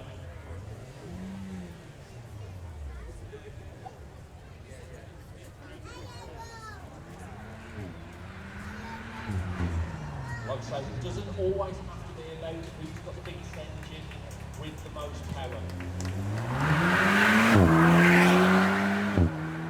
You can do it in ways, you can do smaller, lighter. It means it's almost like oil wasp flies around your house. It's so small, but they're so manoeuvrable, and the exact same thing goes for cars here. Now,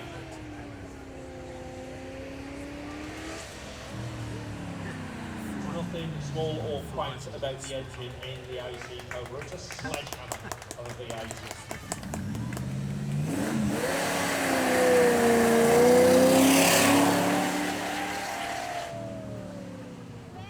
Just sounds absolutely glorious with the exhaust sticking out the side as well. How do we go in the centre of this one this time round?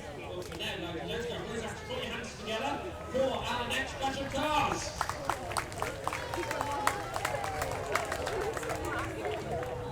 Mustang with a V8 up front, rear wheel drive. Wonder what it's doing here.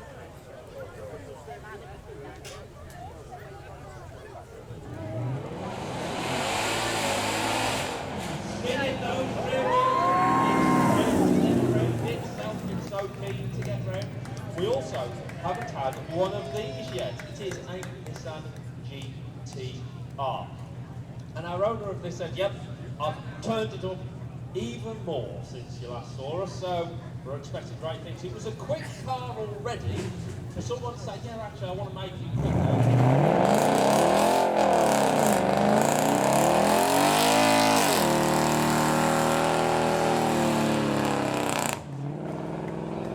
Lovely big number 11. Ladies and gents, please give the Mustang a round of applause.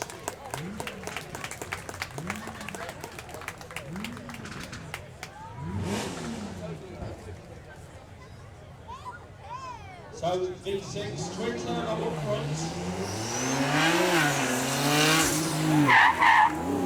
Hard on brakes. It's not often that you hear tyre squeal from one of those. They are so.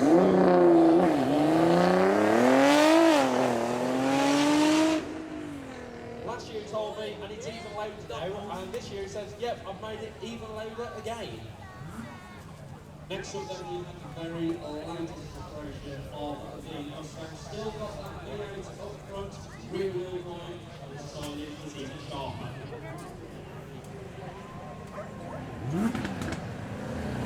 Short shifting to get the traction down, hard on the brakes into the centre. Now, we're going to keep to the V8 theme, but very different soundtrack now. Moving it from the front to the middle of the car rather than being built in the US, it's been made in Italy.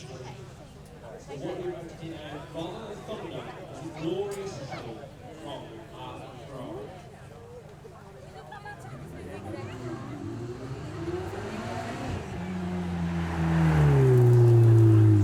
Fantastic.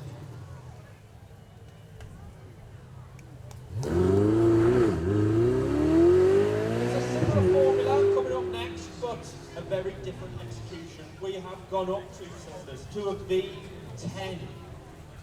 The roof's down, the car looks great, the driver's got a smile on their face, always in full.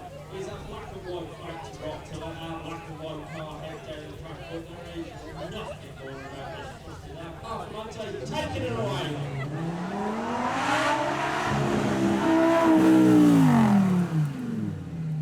Hard on the race, coming to 8.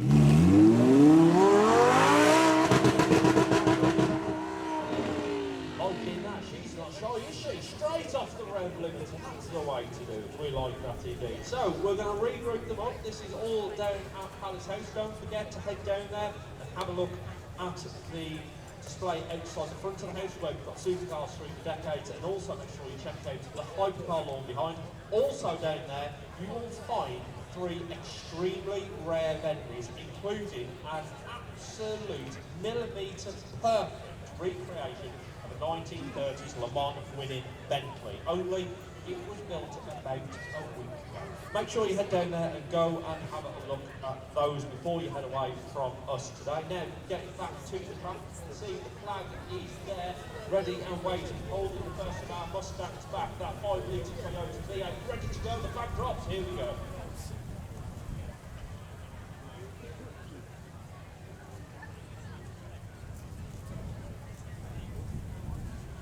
Now he's trying to get line lock engaged. The line lock system on the Mustangs can be quite sensitive.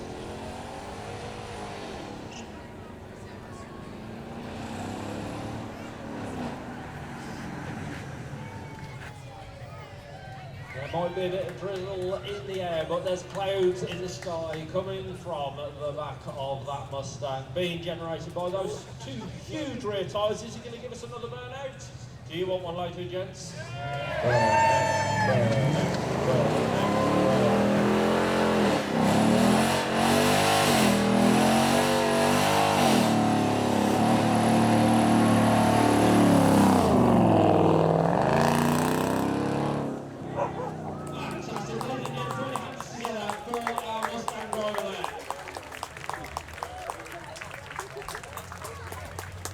Absolutely superb.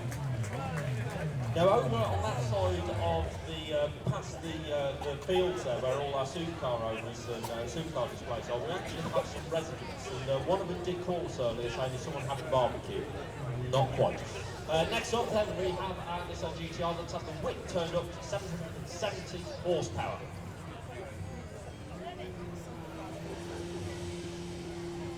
Here, that twin-turbo V6 out there ready and waiting to go, just waiting for the checkered flag to drop. Quivering in the wind. You can see the Mustang sat behind it, away we go.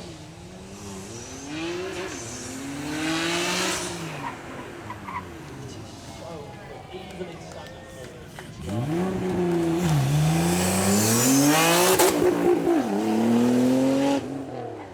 What's really nice on the front is you can hear those turbos in the air now, forcing instances of that V6. Of course, it carries on the lineage of the Skyline, but of course that didn't have Skyline inside the 64 GTR. Now we move to our Mustang.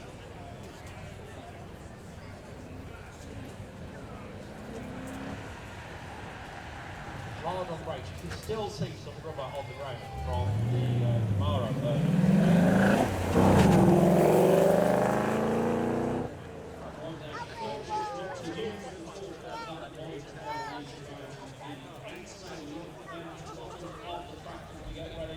For our next car. So Dan says, right, this should be our Ferrari, ready and waiting to join me at the top of the hill.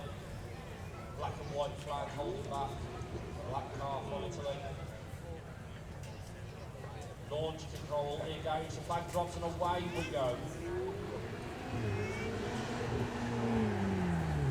Hard on the brakes to come to a perfect stop in the centre.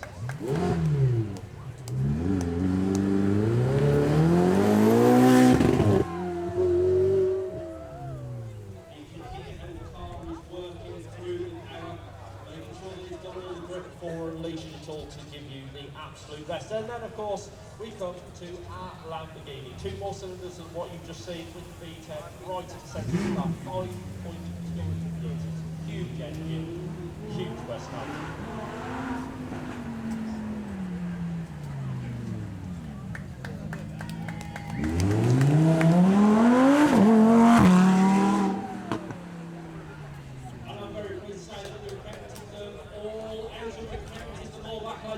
Please ask you to put your hands together for all of our owners and drivers. Ladies, gentlemen, start your engines. So, we're going to head down to Lamborghini to begin with. We've got lots of different cars all together, lots of different variations, and we've got you here. So we've got a V10 in the back, a massive smile on the face, which means you're going to be mischievous. Let's have a quick listen to you.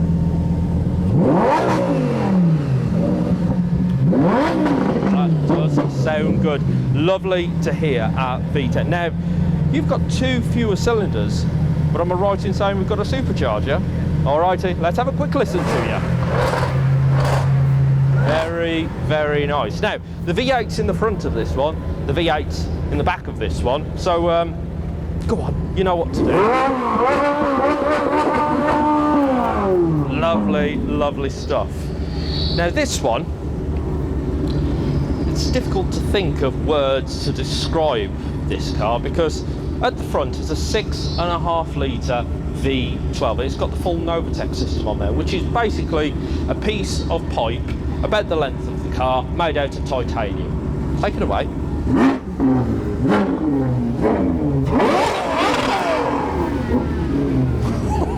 Now, we were talking earlier, you were at another show and were a naughty boy because you were making too much noise on the way out. You're pleased to know that we're at the Beaulieu Supercar Weekend, so you can't make too much noise. Take it away.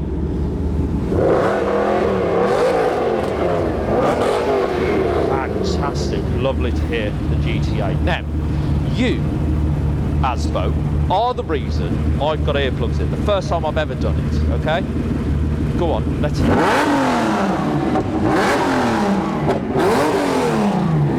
That is loud. Now then, I come around to you. You've had a great weekend so far because you've left all of your tyres on our main straight over there, and last year you took home the trophy. So let's have a quick listen.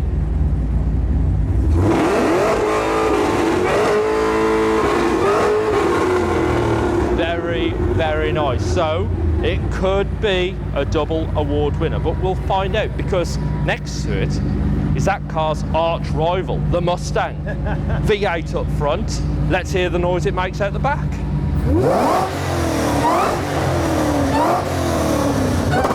That is fantastic. I love the whine of the supercharger there. And then finally, we come to you. Now, we've done this before, but not in this car. So let's have a listen to this one. Well, that does sound nice. That does sound nice. I reckon the Camaro's got a bit of a challenge on its hands. So then, ladies and gents, who has got the loudest car? Well, to find out, my esteemed colleague Nate here. Ladies and gents, put your hands together for Nate. Hello. How are you doing? I'm well, how are you? Good, good. Now, we've done this for a good few years now. The Beard has survived the weekend so far. So far. We'll see how long it survives now. Let's head down to the STO and start finding out just how loud all of our cars are. I have a sneaking suspicion I will know who is loudest. I think you know as well, but we're going to be scientific with this. So, it looked great on the track earlier. It looks great here now. But is it going to be loudest? Well, Nate's behind you, beard is in place, take it away.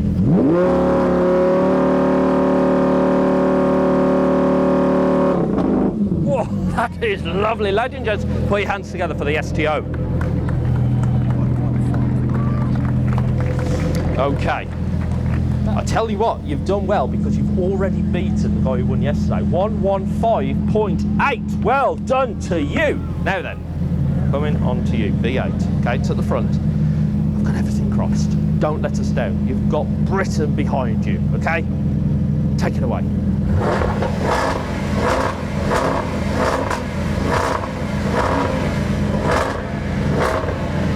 Got a lovely verbal. Fantastic. Now, sometimes the Jaguars can struggle because of that rev limiter kicking in. Ladies and gents, put your hands together for the F-type. Okay, so it's 115 to beat. You got 108.4. It wasn't that far away, but can our Italian V8 do any better? 4.5 litre, naturally aspirated. It's all to play for. Take it away.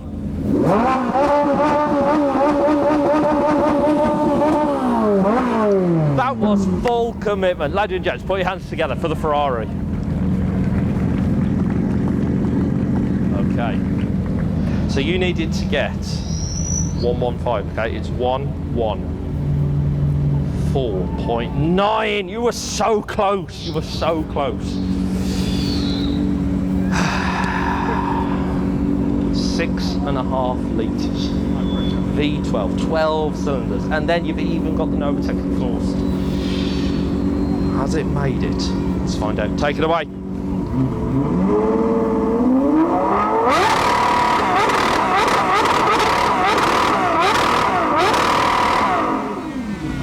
Oh, that sounds fantastic. Lad, you just put your hands together for the V12.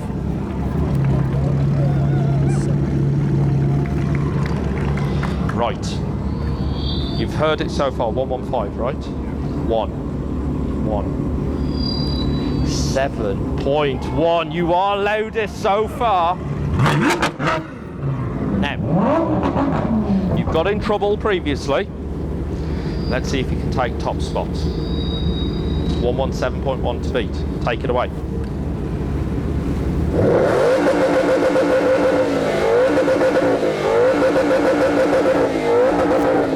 Very nice, straight off the limiter. Lovely. Now then, let's find out.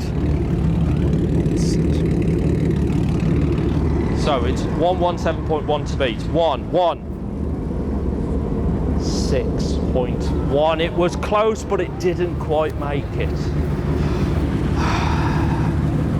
I'm worried.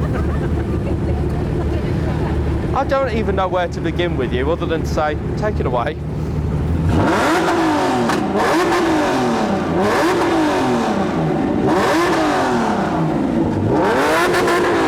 Lovely stuff. So, is it loudest?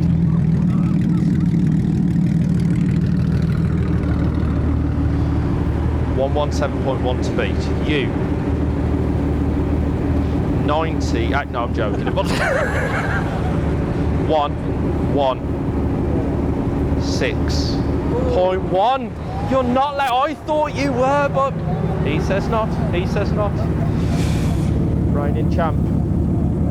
Take it away.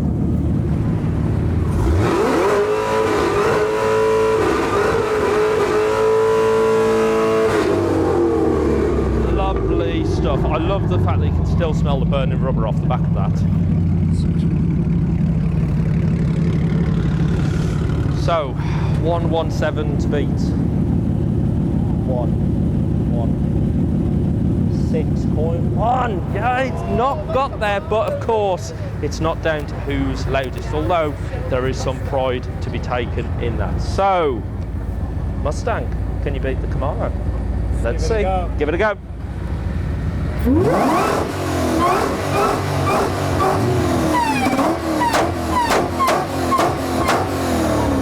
Lovely stuff. Very good. Very good. Say again. Okay. 117 is what you needed to be. 1, 3.2.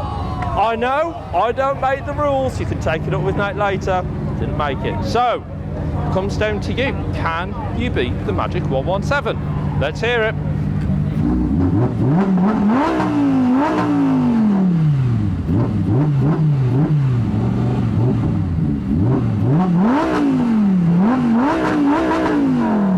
Lovely stuff. He gave it his best shot. Let's find out. Okay, so it was 117 to beat. 2.6. I know. So 117 was the loudest one here. Who had that? That was you, wasn't it? In the Ferrari 117. Come on then, out you get. Take your moment of glory. 117, I do believe it was you. Well done to you. 117, you've got the loudest car here. Well done. Now, get back in your car because you haven't won yet. No, to win the Beaulieu Supercar Sound Off trophy, they need to get the loudest cheer from you. So I'm going to go down the one last time. We'll have a quick listen to each of them, and then they're all going to turn their engines off, and it's all down to you, ladies and gents. So, Lamborghini, let me hear you. Jaguar, you're next. Ferrari, please. A bit of B12. You, sir.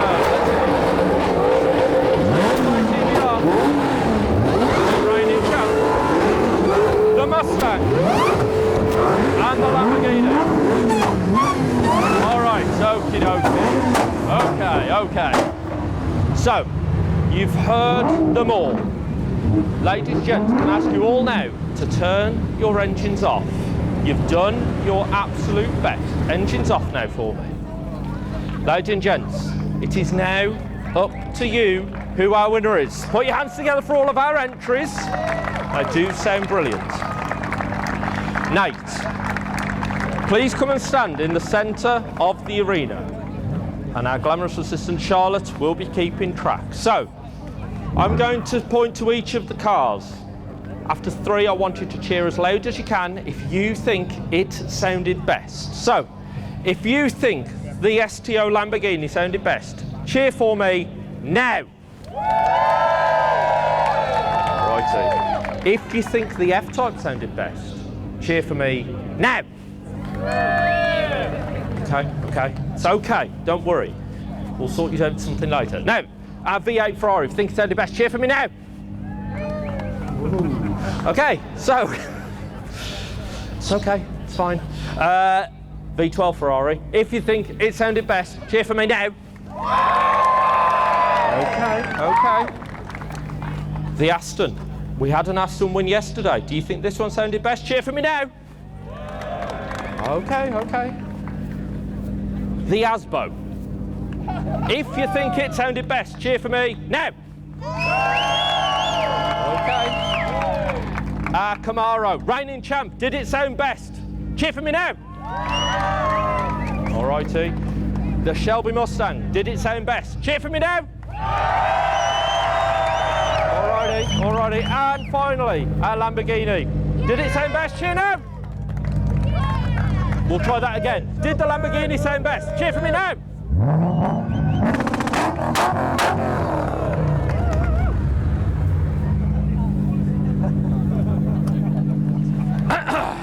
I'll deal with him later. Right then, I'm going to find out who our top 3 were. Charlotte.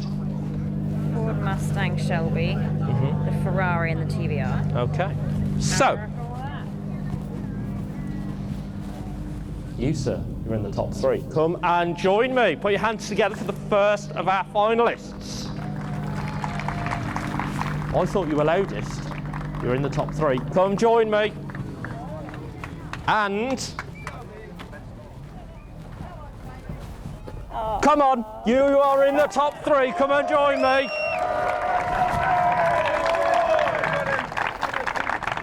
Come here. Behave. Right, so we're going to stand in the centre here, okay? It all comes down to this, ladies and gents. Your top 3 V12 Ferrari, TVR, and the Shelby Mustang. A V8 won last year. Will it win again? We're going to find out. If you think that V12 Ferrari sounded best, cheer for me now. Okay. The TVR. If you think it sounded best, cheer now. And finally, the supercharged Shelby Mustang. If you think it sounded best, cheer for me now. Okay, I'm going to check because we all thought the TVR was loudest. I think we know who's won, but let's check. Okay. I have the pleasure of telling you that the Sound Off winner of the Beaulieu Supercar Weekend 2025 was the Shelby Mustang. Well done to you. Well done indeed. We had a V8 win yesterday. We had a V8 win last year, and we've had a V8 win again this year. Well done to you, ladies and gentlemen. Please ask to put your hands together for all of our entries and your Sound Off winner with a prize presented by Nanovlex. It is the Shelby Mustang. Put your hands together.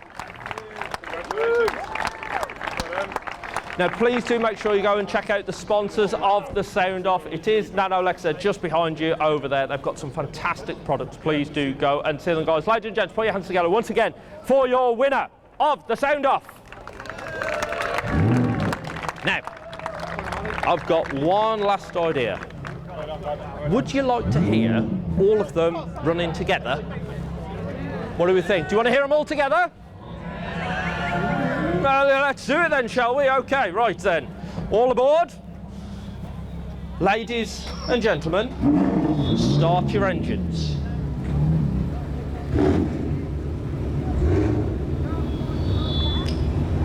And take it away after 3. Ready? 1, 2, 3. Take it away.